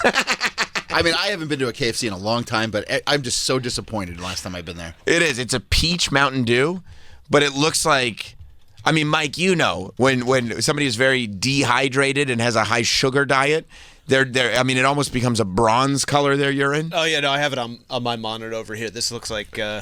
dehydrated piss. That looks like long day piss. Yeah, it does. That's a lot of vitamins. That's yeah, for sure. Vitamin piss. Yeah, Dad took his Centrum. I mean, it's a nice beverage. It's not. I mean, it's very sweet. But no, when I'm at Taco Bell, I go Pepsi. Yeah. I go Pepsi. Because you don't get a fountain Pepsi all that often. Right. So I like to take advantage of it with my chalupa. Nathan in New York. What's up, Nathan? Hey, buddy. So I used to be an engineer over at Mott's Applesauce, which is located. Could you get the TVs working? In Williamson. What's that, eh? I said, could you get the TVs working? But it was just it was an engineer joke. So I ended up, when I was there, it's owned by the conglomerate Cadbury Schweppes. So we ended up having all of the Dr. Pepper and variety of sodas were all done for the country through there. I think they still do. So then they do like all the Holland, Mr. and Mrs. T Holland House mixers and stuff like that. So that's so not just applesauce, but let you know. Yeah, thank you, buddy. That's so nuts when like Cadbury, Schweppes, Mott's, that like some of the like these conglomerates that just come in and just scoop up snack foods. They just get every snack food you could possibly imagine, and you have no idea that they're all owned by the same company. And then, it's eventually all going to be owned by, like, BlackRock. Yeah, exactly everything. Right. Exactly right. Like Yum Brands, they do, I think, Taco Bell, KFC, and Pizza Hut. And you're like theoretically, you couldn't think of more different food groups. But I guess it's all the same business. Yep. Just shoveling, junk food down people's gullets. And it's delicious. And maybe start making more the combo places. They don't do the what was the combo? It was if they were at the Pizza Hut or at the Taco Bell or at the combination Pizza Hut and Taco Bell. Ah, that's what it was. Yeah, that's right. That's right. I don't see those anymore. Is that still happening? I think they're still around a little bit, but not as prevalent as they used to be. You still see the combination Baskin-Robbins Dunkin' Donuts. Of course, yes. You still see that all the time, which I think is strange. I mean, I guess it's a way to keep things open, but I mean, Baskin-Robbins is such a late-in-the-day item, and Dunkin' Donuts is such an early-in-the-day item that, like, you'd think half the restaurant, and they are restaurants in my mind, you'd think at any given point in the day, only half the restaurant is getting used. Like, who's going over to the ice cream side in the morning? You have to be a psycho. And who's grabbing a coffee at, like, 5 p.m.? I guess it's just so they can stay open later. I guess so.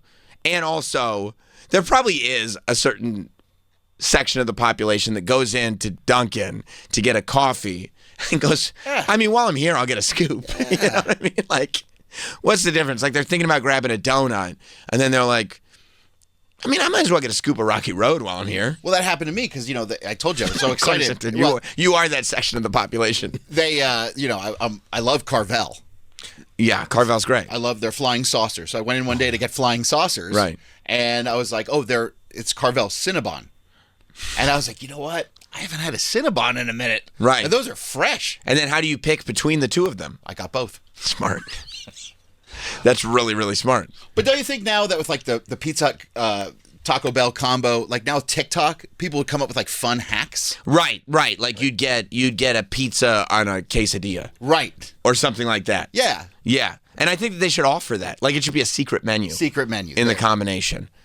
Like even, at those like Baskin-Robbins, Dunkin' Donuts, the idea of like getting a strawberry frosted with a scoop of chocolate put on top of the donut. That sounds good. Yeah, that's the move that I would make. Like figuring out how to make those, and you never put them on the menu, but you do leak them on purpose. You know what I mean? Like right. you hire people to make those first viral videos, and they'll go everywhere. Of course. I mean, look how much success McDonald's had when they were getting people to get on TikTok and say that the Grimace Shake had murdered them. Everybody needed to have a Grimace Shake after that. That's all you need to do. Did you try the snack wraps yet? No. I'm worried. Why? Because every 4-piece of the new McDonald's chicken tenders that I've gotten, there's been one dud. Every chicken tenders 4-piece, it's 3 great tenders and 1 dud. Do you think they know? They're like, that's a dud, we got to mix it in? I think so. Because it's always 1 dud. It's always one of them is a dud. It's never 2. It's always just 1. And you can put up with it. Because you're like, I really wanted a 4-piece, but at least I'm not starving anymore. Okay, whatever. I'll throw out the dud. You take a bite, it's a dud. You throw it out. But a snack wrap only has like 1 chicken tender in it. Yeah. So what if you get the dud? You're fucked. You're totally screwed. I'm going to have to get multiple snack wraps just in case I get a dud. I think you could probably go back up. I mean, if you're in your car and you go through the drive-thru, then yeah, you're fucked. But Right. if you went in, you're like, hey, I just took a bite of this. This sucks. Can I get another one? Yeah, I got the dud. And maybe even say, I got the dud. They're like, oh, he got the dud. Give him a new one. Right. That used to be like the old way they made McNuggets when we were growing up, where it was like remember it was all cartilage? Yeah. Like the old McNuggets were all cartilage, and you would get one good nugget. Every time you get a 6-pack of nuggets, there'd be one good nugget, and everything else would be a disgusting, gross, chewy cartilage nugget. It's like that except reverse.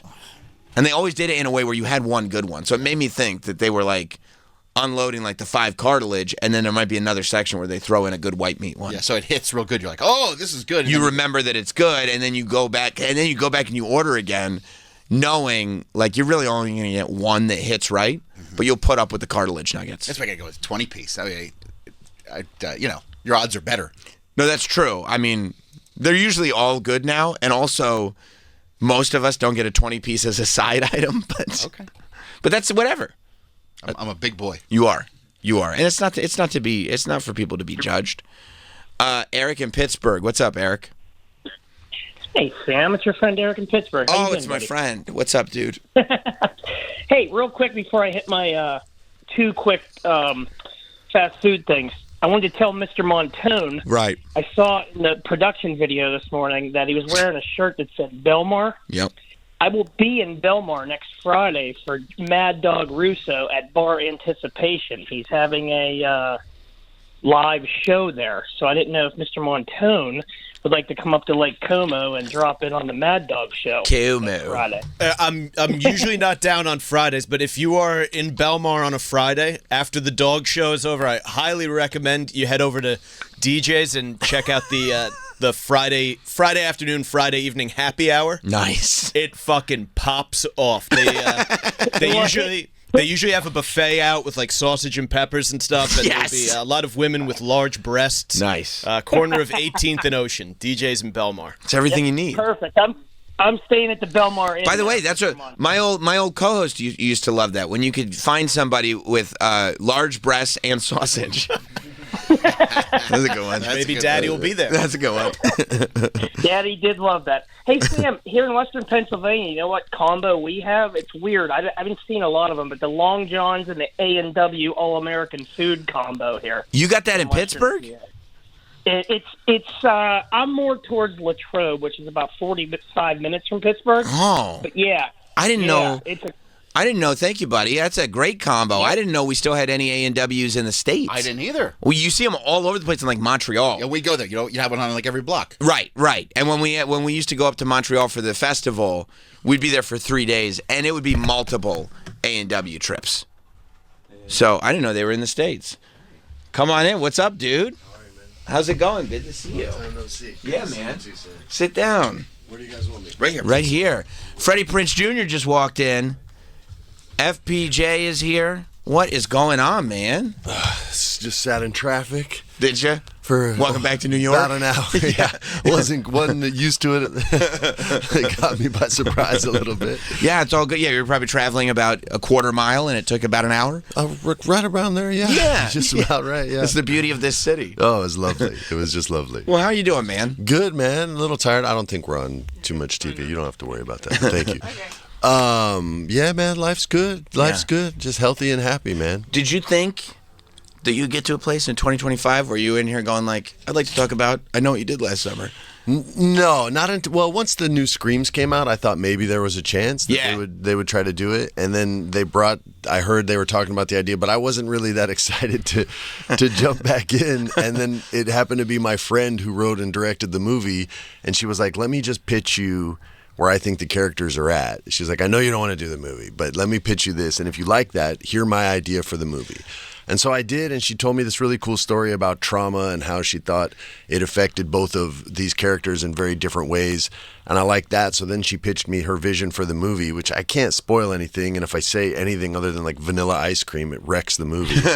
But I literally signed on before there was a script. That's how much I like the idea. So I'm really proud that she was able to get her vision from pre-production through the studio system and all the way to completion and I'm proud to get to be a part of that. But it's an awesome horror movie, man. Yeah. It's an awesome. I love horror movies more than anything. You do? Yeah, that's my favorite kind of movies, man. Even being in them and everything, you still can enjoy. You know, I always wanted to be the man in the mask. I always wanted to be one of the killers. The monsters were my favorite when I was a kid. I just loved monsters, so I always wanted to do that. But Hollywood wasn't gonna be okay with that. No. You're too pretty. You're too pretty. Yeah, in the 90s I was. Yeah. Well, yeah, that's actually. So I was watching the movie. The movie is out in theaters tomorrow. It's I Know You Did Last Summer, but it's one of those like it's just like Scream was.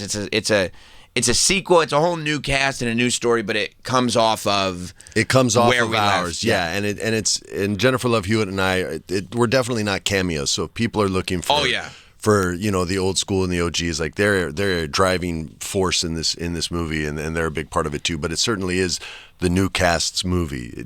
To be certain, and they're incredible. Like that group is so much better than I was when I was there. It's just not even funny, man.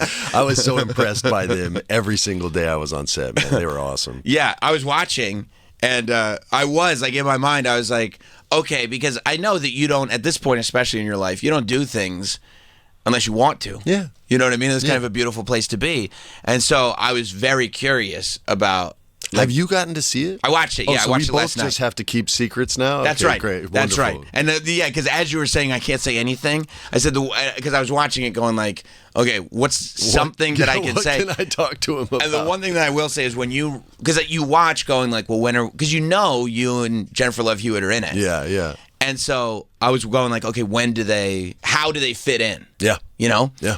And when you show up and you're grizzled, I'll just say that. You know what I mean? You show up and you're grizzled. You got some dirt under your fingernails. That's like right. you've lived it. Yeah, he's earned every dollar he's spent. That's exactly right. That's exactly right. I love that. That's when it was like, okay, we're telling, because if you actually went through that as a young person, what your character went through in '97. Yeah, man, getting kind of stalked fucked up, and hunted like wild game. Like, yes. Yeah, man, it'd do a number on you for sure. Yeah. That first scene with Love and I, though, I think is the best scene we've done in all three movies. That first scene where he comes to her door and you kind of find out where they're at in their relationship, or lack thereof a relationship at this point. We can spoil that.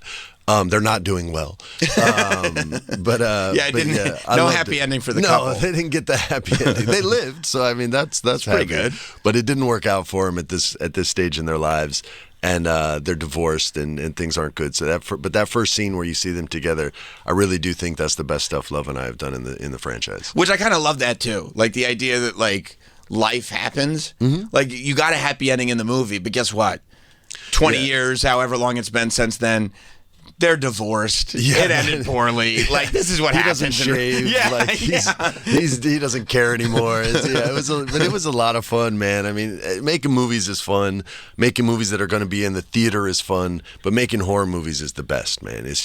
So you love making them too. It's not just that it's your favorite to watch; it's your favorite to make them. Yeah, I love dead bodies. I love blood. I love guts. I think all that stuff's sexy. Most people think it's gross, but I just think it's awesome. That and smoking in movies. You shouldn't smoke. Nobody should smoke. It's not cool. But if you're in the movie, you should, because it looks awesome. It looks cool. It looks so great. That's probably why they were like, you guys got to stop smoking so much in movies. Yeah, because it looks awesome. Everybody want to smoke, man. Humphrey Bogart. Yeah, it does look cool. So like, but you love seeing like the practical effects and everything. Yeah, we're like 99% practical stuff in this, and all the dead corpses were so awesome. It was an Australian company that made them, and I'm kind of a snob with that stuff, so it was like, well, let's see what the Australians did. And then I saw the bodies, and I was like, wow, that's like almost better than what we're doing. They did a great job. So yeah, the corpses look awesome, and the kills are so cool. And that's what horror movies need. They need characters you can relate to, and they need like 2 or 3 set pieces, like kills that you remember. Oh yeah. And this movie has one of my favorite kills. I mean, obviously the original I Know What You Did has like the greatest kill ever, which was my wife's death scene, because it gives hope, right? And a lot of horror movies don't do that.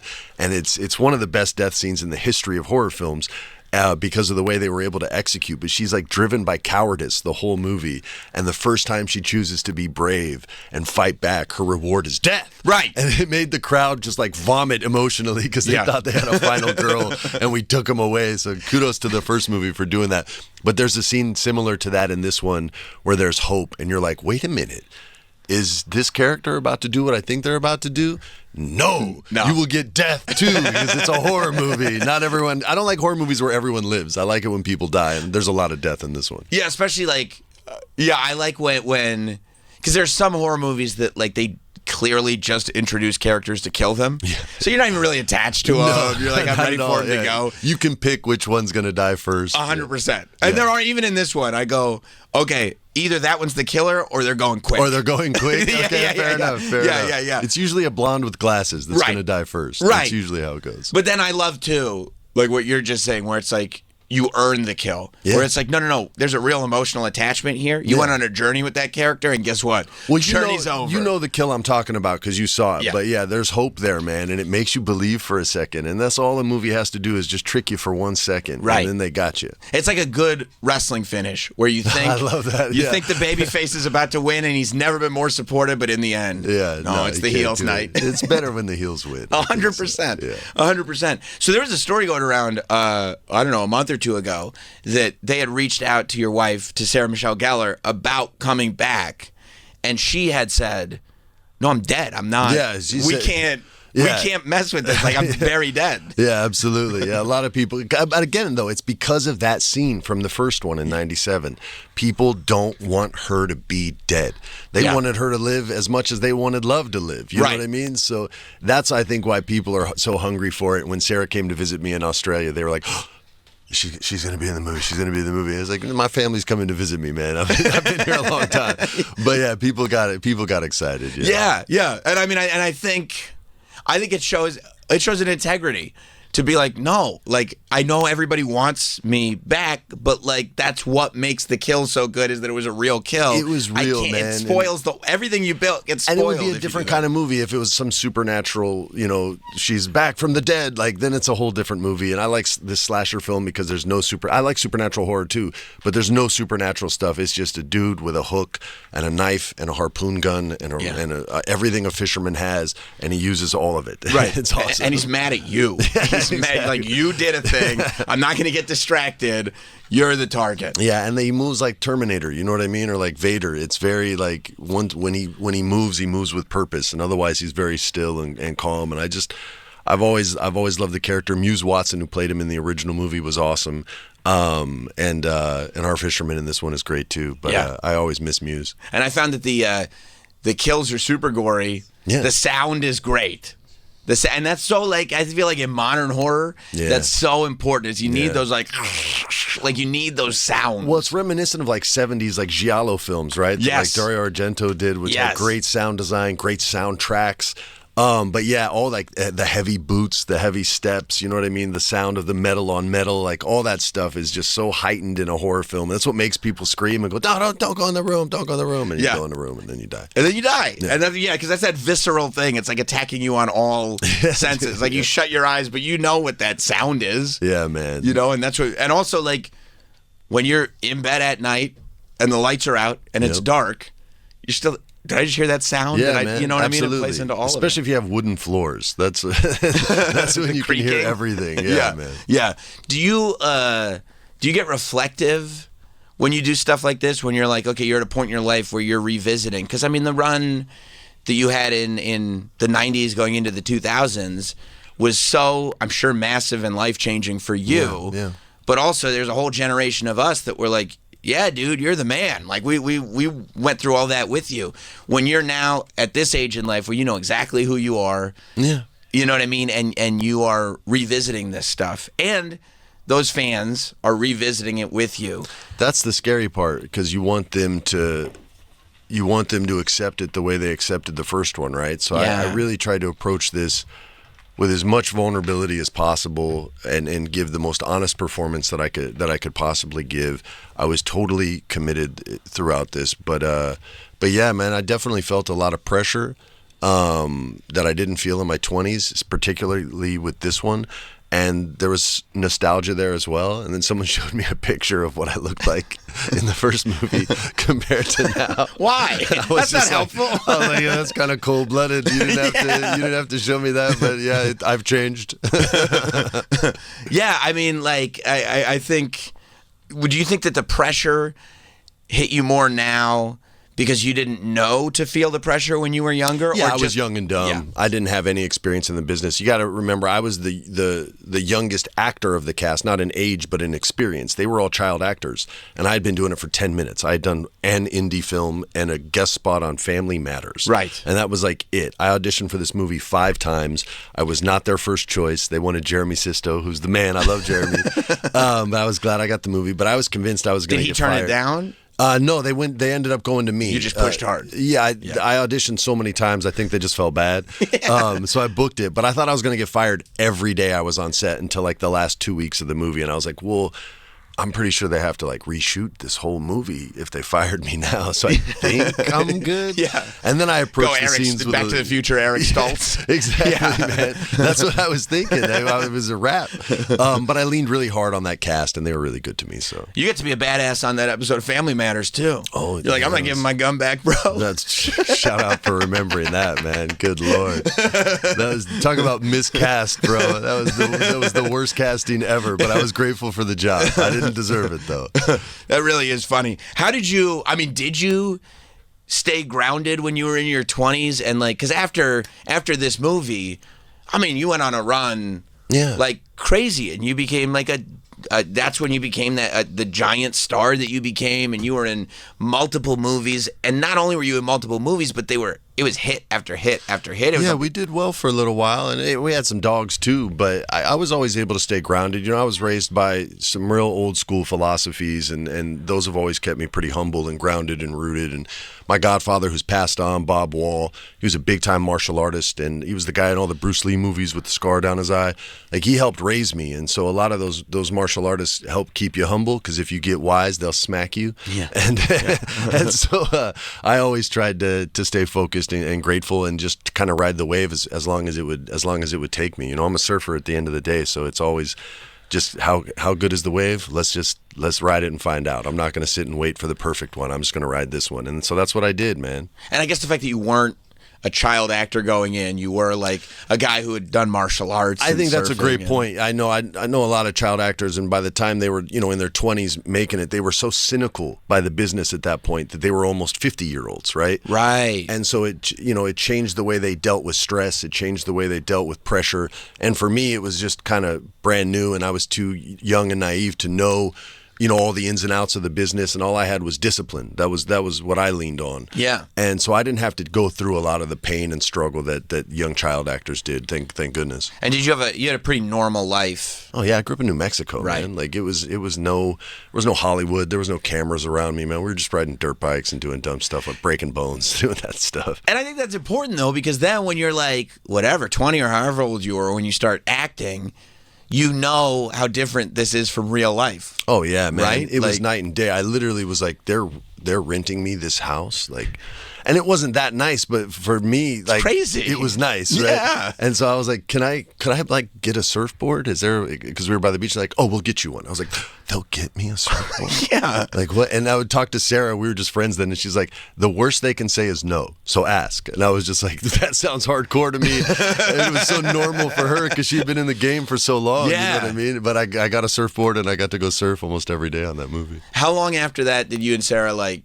connect in the way that would lead to a relationship and a We were family? and friends all for probably like 2 years, a year and a half, 2 years of just hanging out after that movie. And you know, she wasn't my type and I wasn't her type. Like, so I never assumed anything would happen. So it was easy to be friends. And then one night we had a couple drinks of sake, and That'll do it. And that did it. And it turned into a date instead of just friends hanging out, man. Yeah. And we've been together ever since. That's kind of awesome. Yeah, it worked out, man. You The know? friend thing, I think, is, for us anyway, it worked really, really well. There was a lot of trust involved before we ever kissed. So she knew what kind of guy I was going in. Right. And you kind of know when you're friends like that. You know when you're being honest with each other. You know you can be comfortable with each other. Exactly. There was no getting to know you period because we'd already gone through all that. Yeah. So what was it for you? What did you enjoy most about being back on And I Know What You Did Last Summer Set? You know, I'm friends with the director, right? Right. And I know how hard it is to make a studio movie in the modern world where they're all owned by corporations and you have to get notes from people that haven't even read the script sometimes or notes from people about the movie who haven't even watched the movie yet. Like it's hard to make a movie in modern times. It's just the way the business is now. Yeah. And to see her bring this vision to fruition, so to speak. That's the right word, I think. Yeah. To complete this journey and maintain her vision throughout. Like, I was so proud to be a part of that process. And I was so proud of, it sounds weird to say I'm proud of her. I'm not her dad, but I was impressed by what she was able to do. And then being with that young cast was just, it was so humbling and inspiring because they're hungry. Like I was saying earlier, they're not cynical yet. They weren't child actors.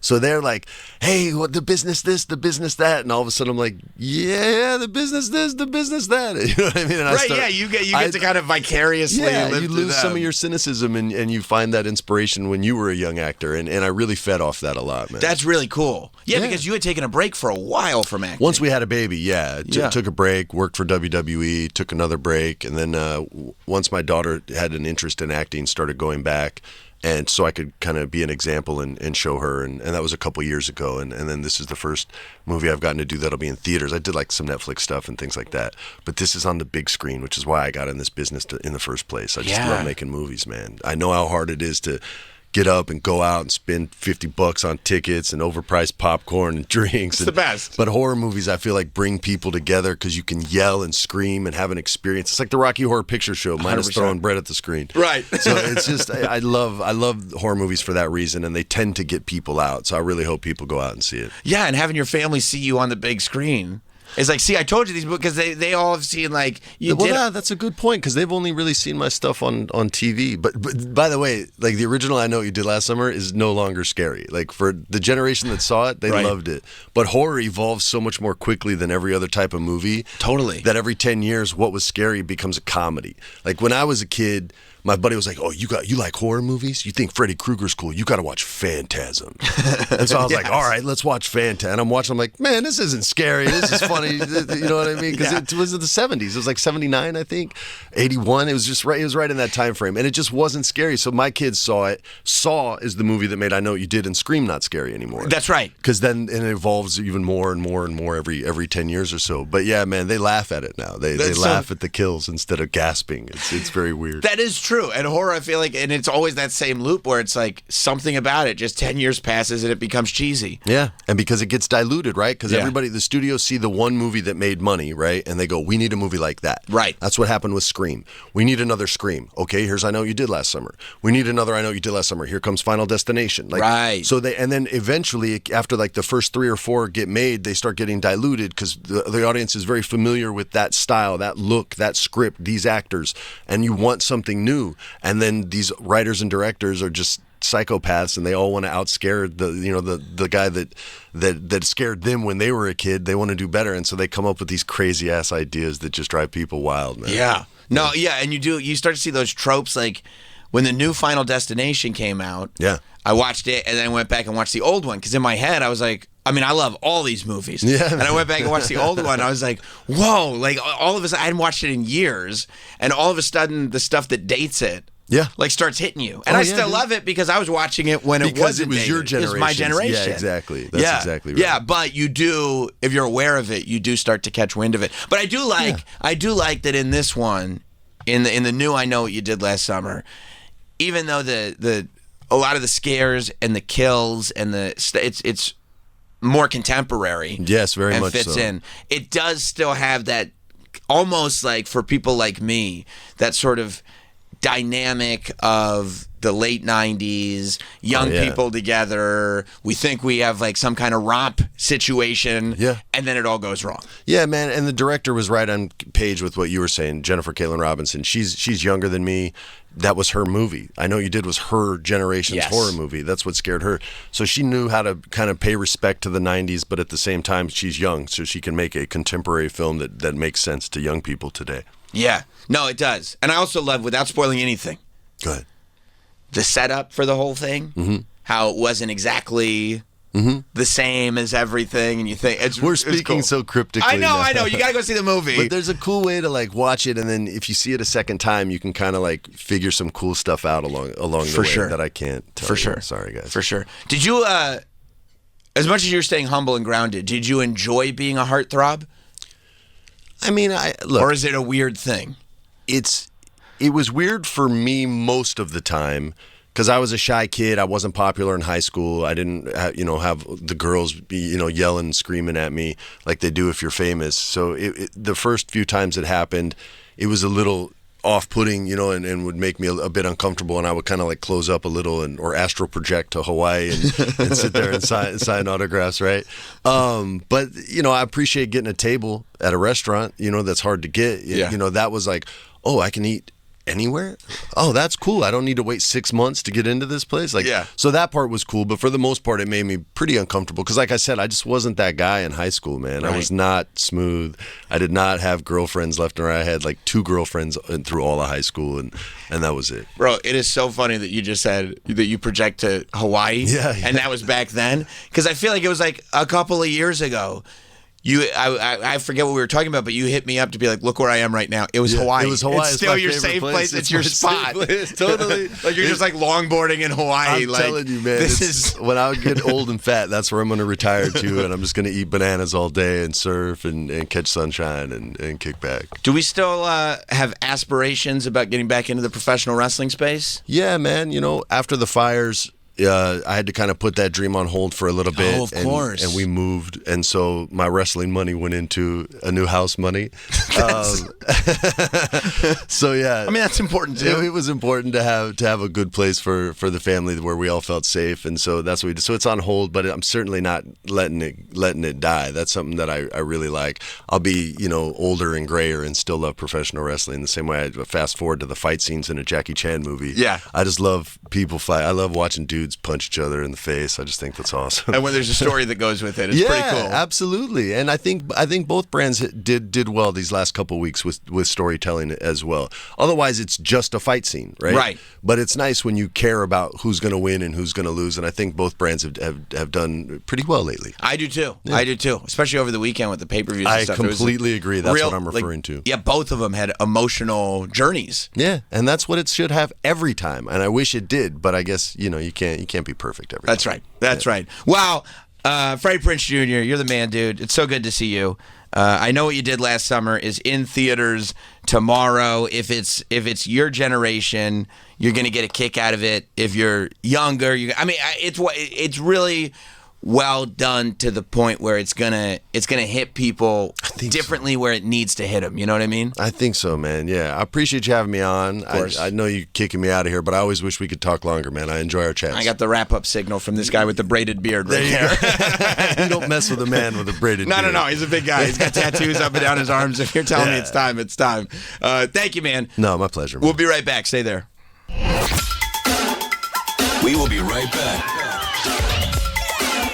The Sam Roberts Show. What's up, everybody? This your boy Earthquake, and you know you can check me out on my show, Quake House, 4 p.m. Eastern on Kevin Hart's Laugh Out Loud Radio, Channel 96. Nothing is off limits because we're comedians, so every topic is discussed with the attitude of making it funny. I like to call it The View with Comedians. 100% funny. It's about bringing comedians to the light of the world. Quake's House, Kevin Hart, Laugh Out Loud Radio, Channel 96, or anytime on the Sirius XM app. Netflix is a Joke Radio brings you exclusive comedy specials and stand-up from Netflix's massive library from the world's biggest comedians. He's Mick Jagger. I pitched him a joke and he went, not funny! We give you unparalleled access to Netflix's top premieres. And join Tom Papa and Fortune Feimster every day for interviews with the biggest names in comedy. Netflix is a Joke Radio, Channel 93. Search comedy on your Sirius XM app. Go. It's official, sports fans. First Things First is a hit. First Things First is a good mix of analysis and total ridiculousness. That is unbelievable. I'm all ears. Nick, Drew, and Wilds are the MVPs of sports shows. I'm Mahomes, you're Kelsey, and you're Andy Reid. I kind of want to be Mahomes, or at least Kelsey. Yeah, I think I'm more Mahomes. First Things First, weekdays at 3 Eastern on FS1. Listen, this is an ad by BetterHelp. Workplace stress is one of the top causes of declining mental health, with 61% of the global workforce experiencing higher than normal levels of stress. To battle stress, most of us can't wave goodbye to work, but we can start small with a focus on wellness. Don't forget that therapy can help you navigate whatever challenges the workday or any day might bring. With over 30,000 therapists, BetterHelp is the world's largest online therapy platform, having served over 5 million people globally. It's convenient, too. Join a session with a therapist at the click of a button, helping you fit therapy into your busy life. Plus, switch therapists at any time. As the largest online therapy provider in the world, BetterHelp can provide access to mental health professionals with a diverse variety of expertise and experience, for that matter. Our listeners get 10% off their first month at BetterHelp.com/Teft. That's BetterHelp.com/TEFFT. See website for details. BillsHappen.com is not a lender. It does not make credit decisions. Must be 18 years old. Not available in all states. Honey, everything is so expensive, and our bills are piling up. You're telling me credit cards are maxed out, rent is due, and the car payment's right around the corner? We need some extra cash. We should do what my friend from work did. She went to BillsHappen.com and got the money she needed the next day. Our credit is not great. Are you sure that would work for us? BillsHappen.com is one of the largest personal loan networks. They can help people with all credit types get up to $5,000. Sounds like it's going to be a hassle. My friend said it was super easy. She did it right from her phone during her lunch break. If you have a regular source of income, you can be approved for a loan for up to $5,000, and your cash can hit your bank account the next day. BillsHappen.com's lenders have millions of dollars to lend, regardless of your credit history. Guess what? I went to BillsHappen.com, and we're getting our money tomorrow. Wow, that's fast. Problem solved. If you need extra cash, go to BillsHappen.com. That's BillsHappen.com. BillsHappen.com. Golfer Byron Nelson was a total pro who won 11 straight and 18 PGA Tour events in 1945. He may be gone, but his legacy lives on in golf apparel that symbolizes his cool and effortless performance. The Byron Nelson collection features timeless, high-performance apparel made for anyone who loves modern comfort and classic style, from polos to pullovers. Look good, feel good, and maybe even play better with Byron Nelson apparel. Sold at fine golf shops nationwide and online at ByronNelsonGolf.com. This summer, the vibe is African. From Mali, shake it to the max. Shake it to the max. Davido, Tyler,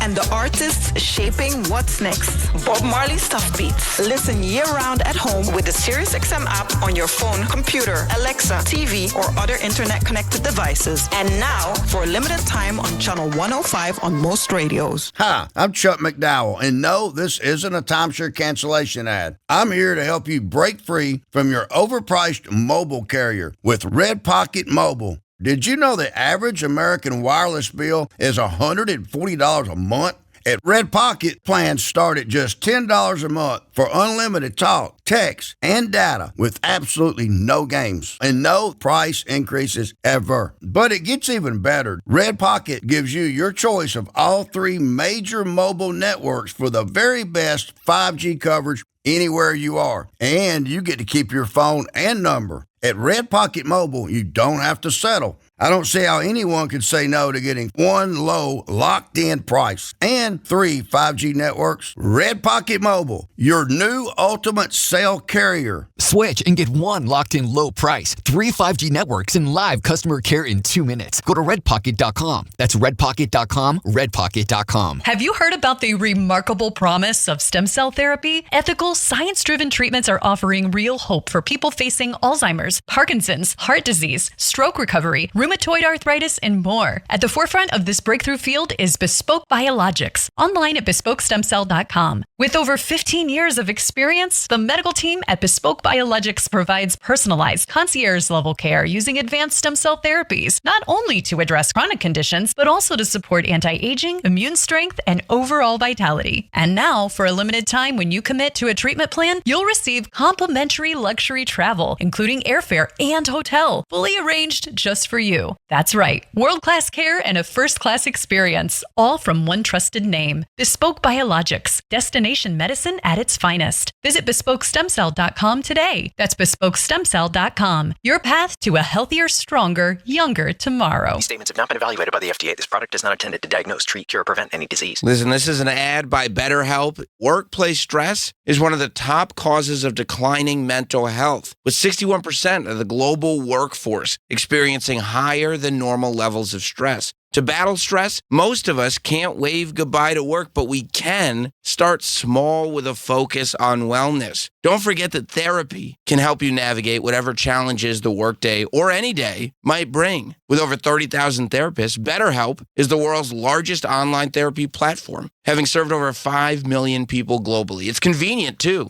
Join a session with a therapist at the click of a button, helping you fit therapy into your busy life. Plus, switch therapists at any time. As the largest online therapy provider in the world, BetterHelp can provide access to mental health professionals with a diverse variety of expertise and experience, for that matter. Our listeners get 10% off their first month at BetterHelp.com/Teft. That's BetterHelp.com/TEFFT. We're back with Sam Roberts Show.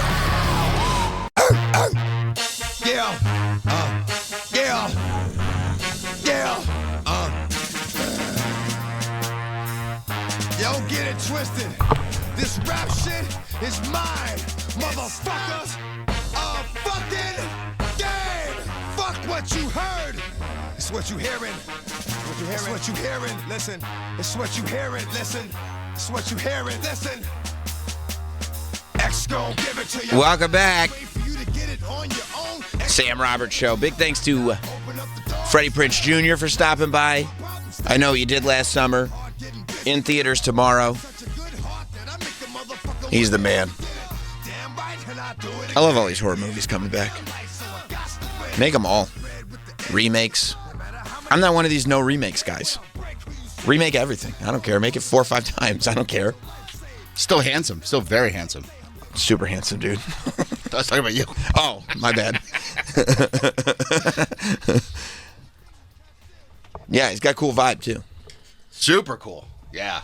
You say still a heartthrob? I would say so. Freddie Prinze Jr.? Yeah, what do you call like an older guy? Didn't you, what's a... Like a zaddy? A zaddy? You think he's a zaddy? Malcolm, did you get zaddy energy from FPJ? Oh, my God. You did? Yes. Dude, holy, I'm like lightheaded right now. Oh, wow. Rocked I was for that. You're going back to your ballerina days, huh? Something happened. I don't know. Something snapped. No, I get it. He's got that fun. And he comes in, he's so cool, too, right? Super cool. Super cool. Very Swagged out. Yeah. Swagged out, yeah. To the max. Oh. This is great. You know, I don't know, does Fantastic Four come out this weekend as well? I don't know. I'm trying to see. Well, I already saw I Know What You Did Last Summer. I might go see it again in a theater, though, because I didn't get to, I got a screener of it. I didn't get to see it in the theater. And I would like the whole theatrical experience. And I still got to see Superman, too. So I don't know. I don't know if I'll have time to see everything. 24th. Okay, so yeah, that's next weekend then. Fantastic Four is next weekend. But I don't know. I actually DM'd you, Troy, the tweet. I don't know if you saw, but they're doing a special promotion. This is true. This is not like they're doing a special promotion with Fortnite, so that you can have your Fortnite characters. You know, on Fortnite they all have skins, so you can have your Fortnite characters dressed up as different sort of pop culture stuff. They did like Squid Games skins where you could dress them up as characters from Squid Games. I think at one point there was like a Travis Scott skin, so that way you could play Fortnite and you could dress it up as Travis Scott. You look like Travis Scott. So now it says we have the Fantastic Four, and it says here that coming to Fortnite, this is not coming to Fortnite is the Fantastic Four skins. That's great. Which you want, like, was there no other way to write it? Because it really just, I mean, they had to know. It says, the tweet says, Fantastic Four skins are coming to Fortnite. It's one of the most wanted collabs ever. And it's like, whoa. Don't worry about that second sentence. What was that first sentence that you said? How are the four skins? Oh, they're fantastic. Are you saying we can We could put a little hat or something on the Fortnite characters. I'm not 100% sure what you mean. I mean, I'm poor. Pedro Pascal is just like front and center with a smile on his face. Like, wait till you see the Fantastic Foreskins. And you're like, what did you just say? What? No. There's a space. There's a pause. Please, if you're discussing this, make sure that there's a nice, healthy, lengthy pause. Coming to Fortnite, Fantastic Four skins for the game. Wait, what did you say? No. I can't repeat it too many times. I mean, you'd think like in a marketing room or something, they'd go like, we have to figure out a different way to say this. We can't, because they are skins. I don't know if we can rephrase skins. I mean, that's what they're called. It'd be like not calling something an album. Like it's an album. That's what it is. And they are the Fantastic Four. Can we say skins of the Fantastic Four, or is that no? That's a little too wordy. Can we just list it maybe? Like Mr. Fantastic skin, Invisible Woman skin, Human Torch skin, The Thing skin. I don't know. You want something that rolls off the tongue. You want something that hits you with a headline. Or maybe they just knew it and they were like, this is going to be great because we have plausible deniability. But who's not going to want to talk about this? Who's not going to want to mention it? Mom, can I have Fortnite bucks? Why do you need Fortnite bucks for? Oh, I want to get these foreskins.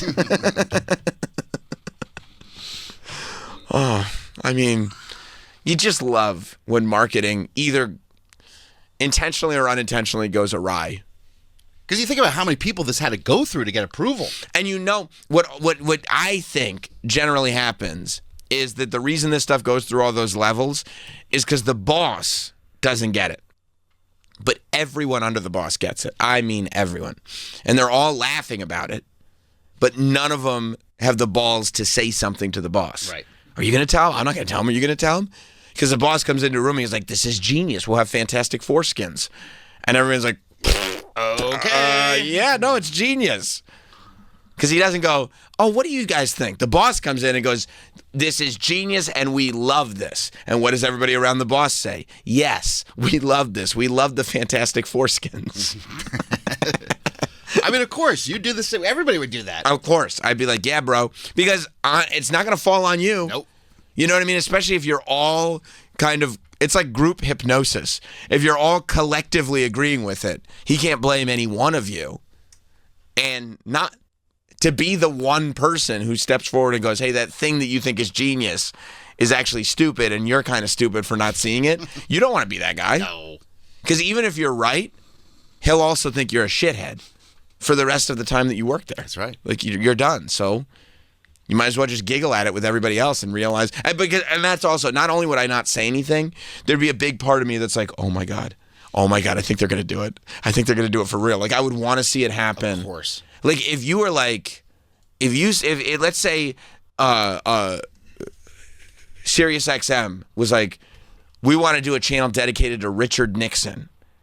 I'd be like, I mean, that's weird, but okay. And they're like, yeah, we're going to call it Dick Radio.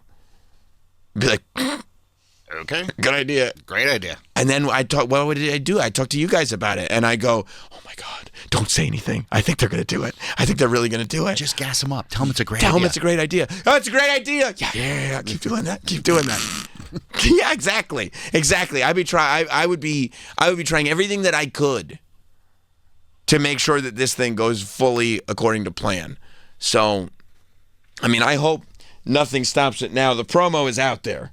So, it's too late now. We want our foreskins. Our fantastic foreskins. It's awesome. I love it. I love the promo and everything. Now, speaking of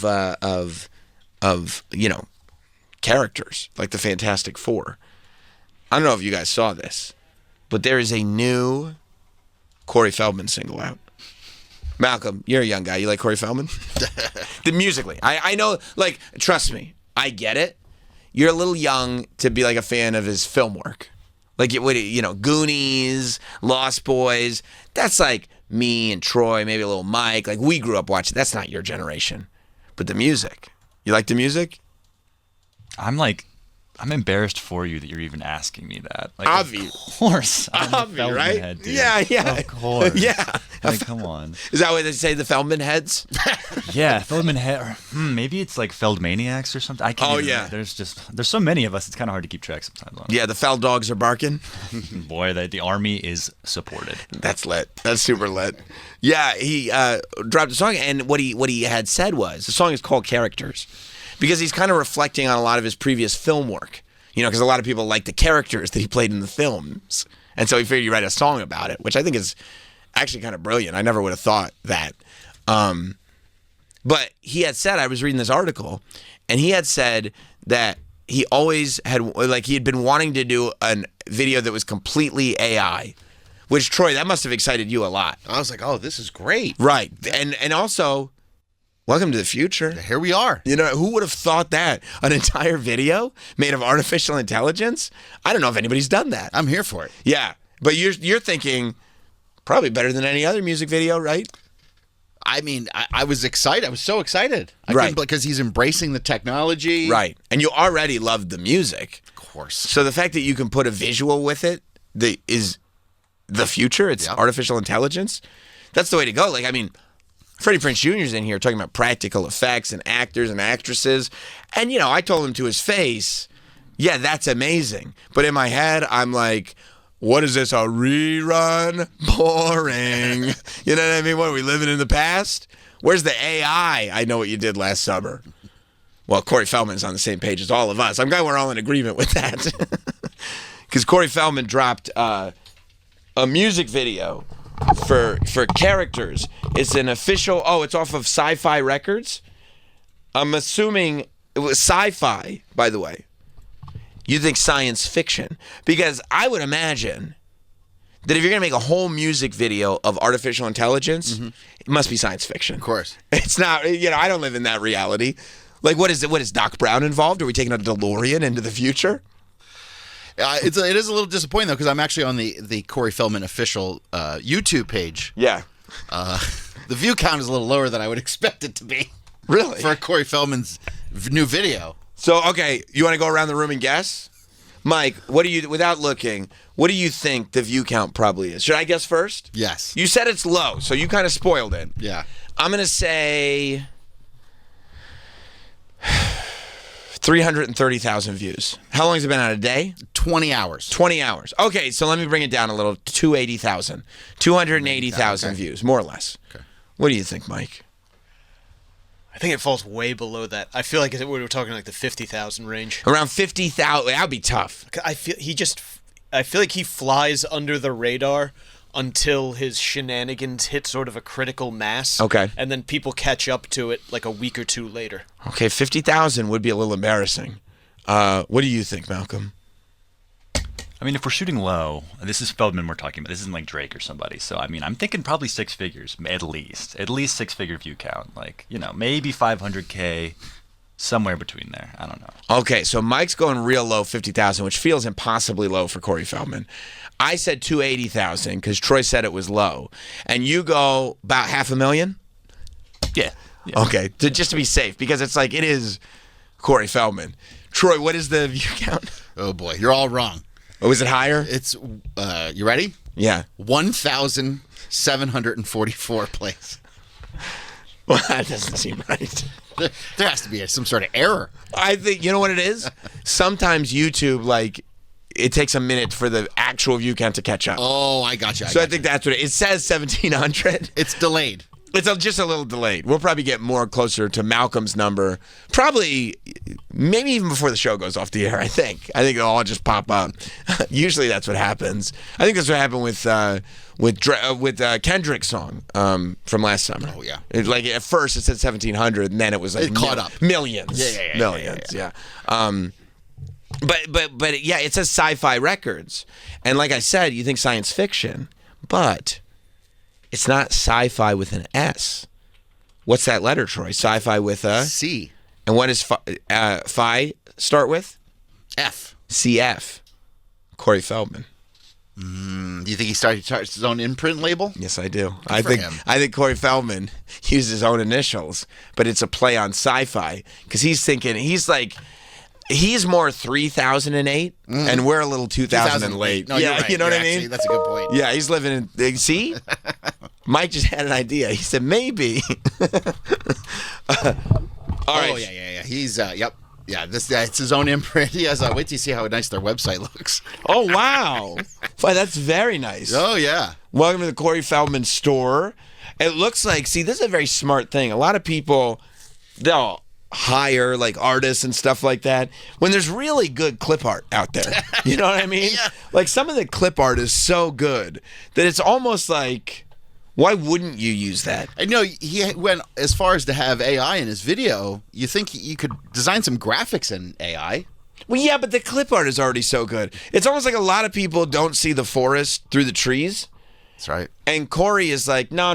We're living in the future. We need some clip art. Oh, that's a cool. First of all, it says it's a signed 8x10, but it is a square. Yeah.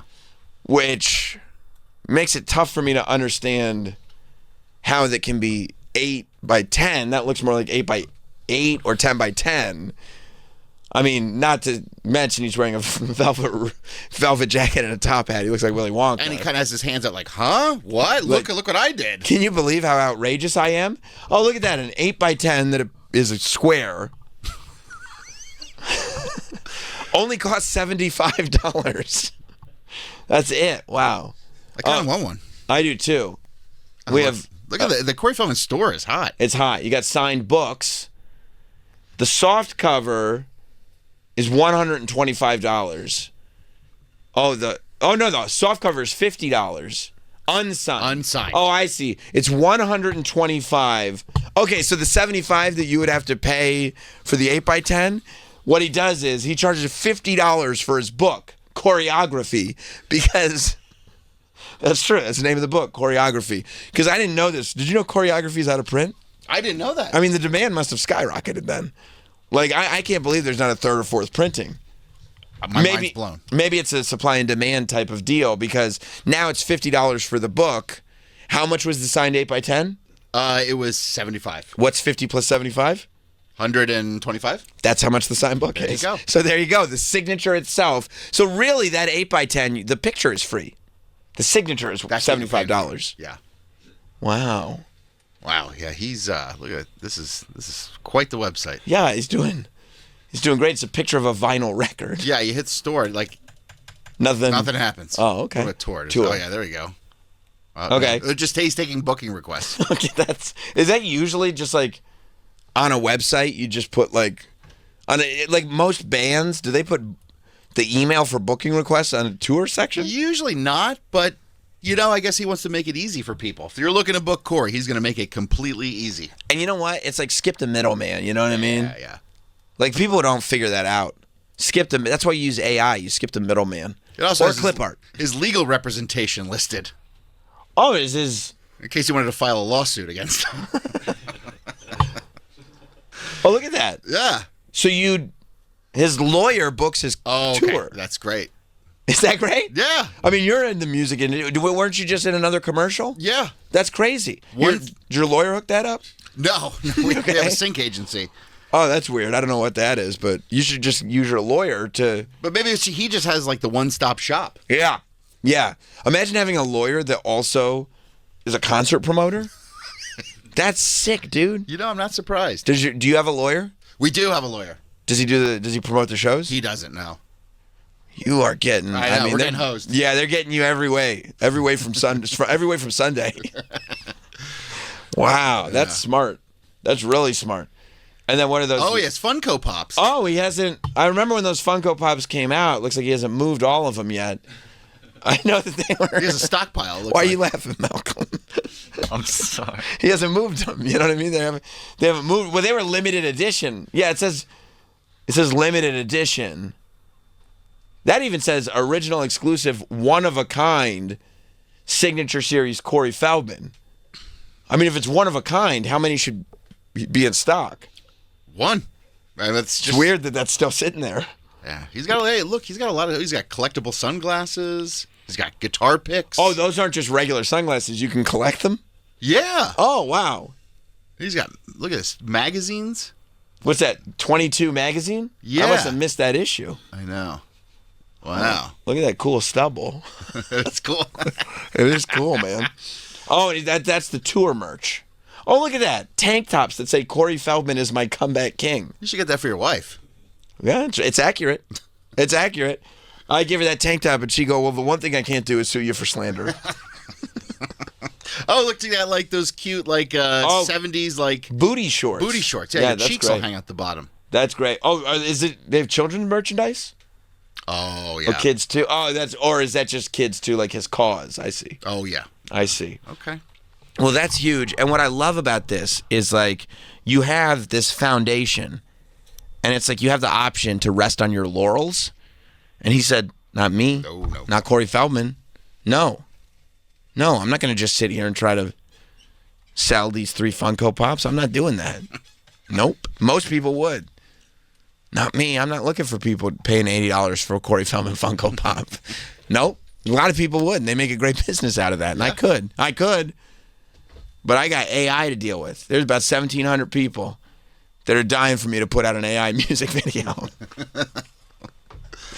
And he did, and it's called Characters. It's called Characters. Should we give it a watch and listen? Sure. Okay, because I haven't even heard the song. Well, and by the way, the article, he says that this is a kind of like an homage to the Beatles, and he aims to honor the Beatles with this one. Oh, that's great, because I think the Beatles were just wondering. Paul and Ringo, I think, were just on the phone wondering, like, what's up with Corey Feldman never honoring Corey us? doing? Yeah. Is he going to do another record? And Paul's like, Ringo, how did you get this number? You think Ringo reached out to Corey going like, hey, man, I appreciate the homage. Appreciate your tipping your hat. It's also very, like, I would never have expected that. You don't hear that a lot in music, to have a musician say, you know who was an influence on me?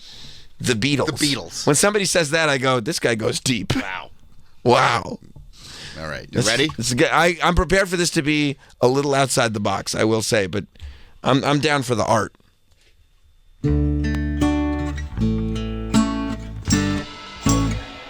The AI kid.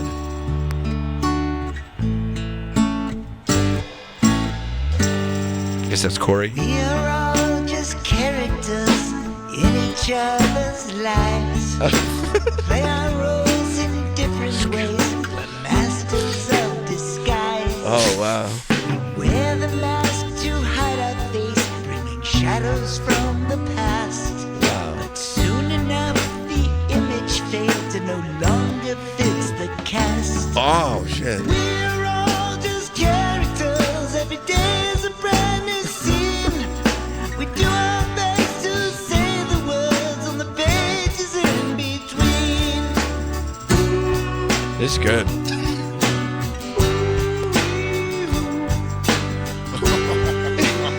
Is it John Denver?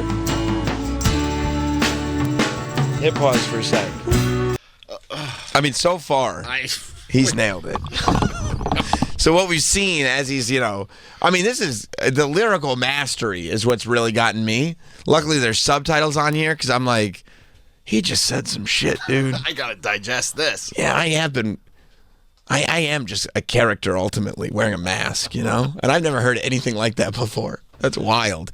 I didn't realize when he said he was going to do an homage to the Beatles, he was going to do like an impression of the Beatles. Literally, yeah. Like just go like, no, I just like. I'm gonna mimic everything they did. Yeah, I'm going to mimic the Beatles. It's like more like a. I think it's also like maybe like a parody almost. But the Beatles were geniuses. Right. Oasis does kind of an homage, and they're, I would say, genius songwriters. Well, that's more of an homage because it feels like Oasis still has their own like sound and vibe. Yeah, you're not going like, oh, this is Oasis pretending to be the Beatles. You still go, this is Oasis, and you go, oh, I hear the influence. That's what you would say. Sure. Not like, I mean, he's literally like for some of the songs he's got a British accent. Well, maybe he's kind of like, Green Day has a British accent. So maybe he's kind of like, well, they did it. Right, but that wasn't an homage to the Beatles when Green... And I think Green Day is more like, they're more like the... Cockney kind of... Yeah, and that's more of a punk. Punk, yeah. Because so much punk came from the UK that I think that, But to go... I like that he's pointing out, though. You might not pick up on this, but I was influenced by the Beatles on this. And he kind of did make it kind of a little psychedelic. He did, which I think was important. And so far, it just looks like pictures of him as a kid. I didn't recognize any of them from any like movies or anything. I feel like the one was this one. He was in the what was the baseball That's right. That's right. Yeah, I don't remember what the movie was called, but it was a TV show, wasn't it? Yeah, whatever it was. It was like Oh my God, I'm drawing a blank. Also, the AI of him, like the lip sync is off. Very off. yeah, you noticed that too. Yeah, I mean that's why you kind of sometimes you can use AI, but you can also kind of go in and fine tune it a little bit. Bad News Bears. Bad News Bears. That's right. That's right. Forgot he was in that. Right. 79 to 80. See, I forgot that that's one of the characters. Yes. That he played. Well, he started young. That's right. He's a child actor. I mean, I feel like ChatGPT could do a better job at making this video. You're not impressed with the AI. Well, You're an expert in. Well, I wouldn't say expert, but I'm enjoying seeing AI stuff. Right, and making it. It's getting pretty good. You're saying this is not that. You probably went like the budget route. What makes you say that the website? The website, the lips are strangely moving. And way off. I mean, those baby videos with like Trump and Theo Vaughn, like they look so much better. I mean, I'm still not convinced that they're not just babies talking. That's right. Like, I think somebody might have put a baby in a Trump wig and a suit. I think you're right. You know, because they look perfect. But this is also, I mean, this is a interpretation. You got to let the artist do what the artist is going to do. Okay, so now we've gotten past Bad News Bears, and we've gotten to that first hook. I don't know what are these? I don't even know these other. I guess I'm not overly familiar with his young career. No, I really think they're just pictures of him when he was a kid. Oh, like because I'd like to think I'm a little bit more familiar. It's good though that the song is 5 minutes long. That's a good length for a song. A lot of Beatles songs were 5 minutes long. Yeah. Ooh. All right, let's see what the next verse sounds like.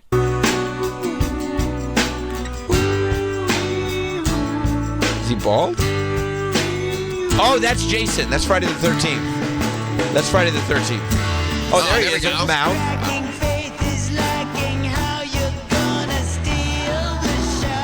That doesn't really look like mouth, but... Stand By Me? Yep. Okay, I got that one. These lyrics are tough, man. Yeah. Okay, there you go. Lost Boys? Yep. This is the run. I like this verse. Right. What's that? What, are we starting to get into License to Drive, maybe? Yeah, hell yeah. License to Drive rules. Okay.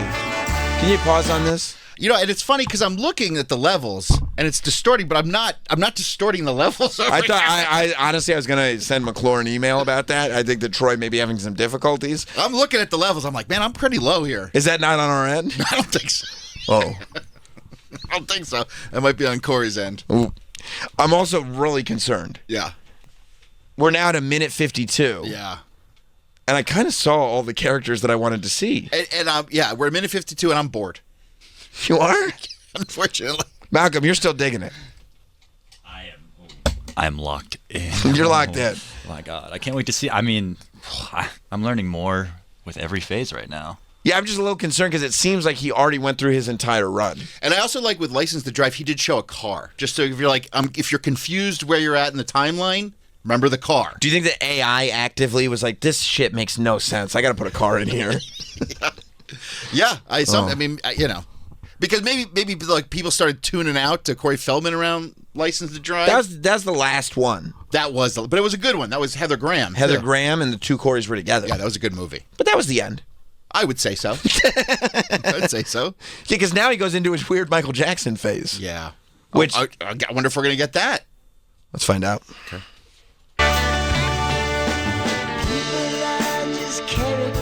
Right. Come into our lives. They bring us stress, they bring us joy. Sometimes they bring surprise. We welcome new characters. Oh, The Burbs. Okay, we got one. The Burbs is good. As we try moving forward, they bring us back to this. We all make a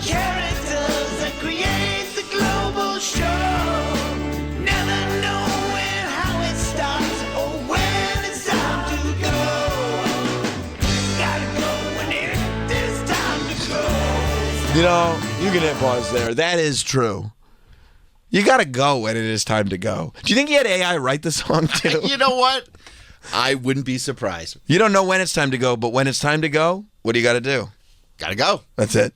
ChatGPT, write me a half-assed Beatles song. Actually, I think I've heard you use that line when I start to run long without taking a break. I'm like, when bro, it's time to go, you got to go. We gotta go. We got to go. I'm going to go right here. Yeah. You think that was the prompt? I think so. Half-assed Beatles song? Maybe. All right. I mean, this is good. I'm satisfied. Do you need more? I'm not satisfied. Okay, you want more? Yeah.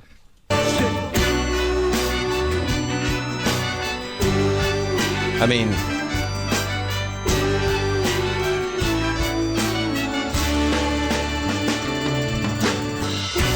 I don't even know what this is. I don't even know either. Tuxedo now? I think he ran out of movies. I do too. Oh. Was he in Ninja Turtles? I guess so. I think he did the voice. He did the voice. What the hell's happening now? Now he's turning into a lady? I want to see that. I didn't see that one. Better bait that hook. Oh, this is cool. I love that. You think Paul ever wrote anything as good as Better Bait That Hook? You know, because when you're fishing, you know what you have to do. Bait the hook? Oh, you knew that. Oh, okay. All right. That is, yeah. You have to. It's when you put the bait. You know what baiting the hook means? Putting bait on a hook? Yeah. Yep. Okay, I didn't know you knew. Yeah. That's exactly what it means. Yeah. I also want to note, I think he may have edited this in CapCut. You think he may have used an AI tool in Well, CapCut? because that is a CapCut like filter. It is? Yeah. You know about that? I've seen it. Where have you seen it? CapCut. Okay. Maybe he put it together himself. Maybe he's totally DIY. Well, I mean, CapCut has AI features. They do. I mean, it's very, very primitive, but... Well, would explain a lot, wouldn't it? Certainly would. CapCut, make me a half-assed Beatles song. Wouldn't that be great if start to finish this is all artificial intelligence? Yeah, That's but not even him singing? There's something so Corey about, you better bait that hook. That feels very Corey to me. And it doesn't feel like there was a second draft. No. Corey gets it right the first time. He's one take Sinatra. Yeah, he is. We got it. I finished it. All right, let's hear it.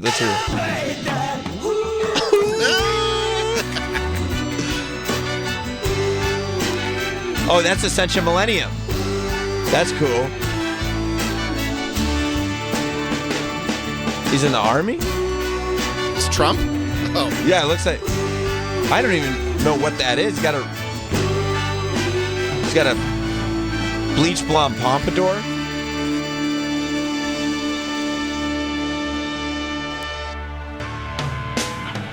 Celebrating 50 years of entertainment. Thank you all for... Oh, these are the credits. These credits. There's still a minute left in the video. How could there be all these credits?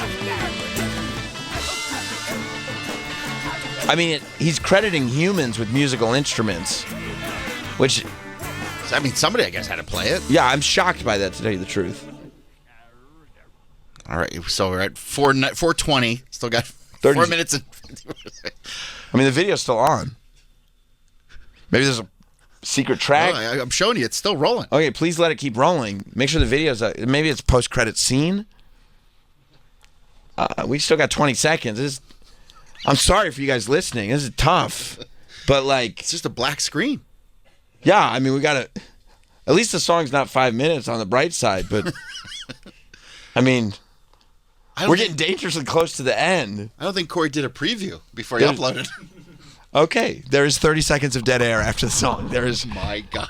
There's 30 seconds of credits and then 30 seconds of just black screen at the end of the video. You think he would just give it a quick run through before he hit... He's been embarrassed in front of 1,700 people. All 1,700 have watched it through and seen this black screen. That's terrible. Oh. I mean, that's... Oh, the comments are turned off. Why? doesn't want to hear it. People Does he not want other musicians to get jealous of all his positive comments? Is that what he's thinking? Oh, Corey, what are you doing, buddy? How about giving it a quick preview before you hit? I mean, you can still cut. Like, that's why they call it cap cut. Because you can do captions, but you can also cut it. He probably, I've had this happen. Okay, go ahead. There's probably like a little piece of something, like at a the frame. End, and you just hit like export or whatever, cap cut, and then it'll just keep that little piece, so it thinks that's the end of the... Right, you cut something, and maybe you put it at the end of your project. Right. Because maybe I'll deal with this later, but then you end up, it's just like one single frame, you don't even deal with it, but now you don't even know it's there because you're not zoomed in that much. Right. And he accidentally, and then it export, and he just hit upload, and then he walked away. He uploaded it, and he walked away. And then he's like, "Oh, good, it's on export. Let me upload." Yeah. Yeah. Let me go about my day. Yeah. Now it's up. Wow. Where do you go in? Can you edit now in YouTube? Yes. So he could fix this, and it doesn't change anything. No, you can cut off the last 30 seconds. It's not tough. I can show him how to do it. Corey, if you're listening, buddy, hit up Sam. He'll help you out. It's been up for 20 hours. I mean, it's just, you just go in, there's a cut tool. You can't do like fancy editing, you can't replace the video, but if it's just a problem with the fact that you left 30 seconds of dead air at the end of the video, that's you just chop it off. And then it gets deleted from YouTube. It's no problem. Well, unfortunately, Corey will never know because he has his comments disabled. I'm sure people would have commented. I would have left a comment. I would have too. Just show him exactly where it is inside the... Yeah. Oh, that's not good. I wonder if he's got I love it when you have tech guys who resent you. Mm-hmm. You know what I mean? I wonder if he's hired a kid to do his editing, but the kid kind of thinks he sucks. Yeah. So he's like, fuck this guy. I'm not even going to tell him there's 30 seconds of dead air on the end of this. Yeah. Upload it. Nope. Okay, you want me to upload this? Fine. We good? Yeah. Good on this version. Okay, fine. You told me to upload it. I refuse to use my brain or any judgment. Right. Because fuck you. Fuck you. You'll look like the dickhead. Yeah. I'll bet he asked for one of those Funko Pops, and Corey said, no, it's $80. Yeah. And he was like, okay. Can you sign it for me? Another $75. That's $75 for the signature. But I'm uploading your shit. Nope. No. Okay, good. Then I'll just upload it then. Fine. No problem. He goes, I pay you to upload my shit. You can use that money to buy a Funko Pop. Oh, guys, this has been great. Thank you for joining us today. Don't forget, at noon Eastern, we'll go live over on SiriusXM 156, Pro Wrestling Nation 24/7. And, by the way, for the first time in a couple of weeks, new episode of Satisfying. Up on YouTube, and the audio is on the SiriusXM app. So if you're looking for something to do between this show and the wrestling show, you can listen to Satisfying. We'll see you all on Monday. Have a good one. There's more Sam Roberts Show after this.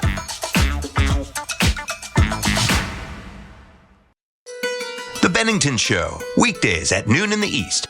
I want to bring something up, guys. I had an amazing sighting 14 years ago in Budapest. Budapest. Yes. All right, Hungary. can I go first? Yes. Was it Adam Driver? What? How'd you know? What the fuck? Yes, it was Adam Driver.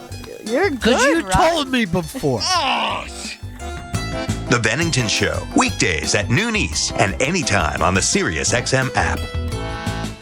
You can't win your fantasy football league in the summer, but you sure can lose it. I want to thank you guys for making me a better fantasy player. On SiriusXM Fantasy Sports Radio, we created a winning fantasy football lineup to help you build a championship team. Jeff Mans, Matthew Berry's Fantasy Life, Jeff Ratcliffe, and the Fantasy Footballers. Whenever you take in first round NFL drafted running back, it works. Listen live on Channel 87 or prep your draft anytime by searching Draft Season on the SiriusXM app. Hi, I'm Chuck McDowell, and I'm here to help you cancel those outrageous cell phone bills. Ever sign up for one of those too good to be true phone deals? 1 minute you're feeling great, then suddenly you're paying over $1,000 a year. Crazy, right?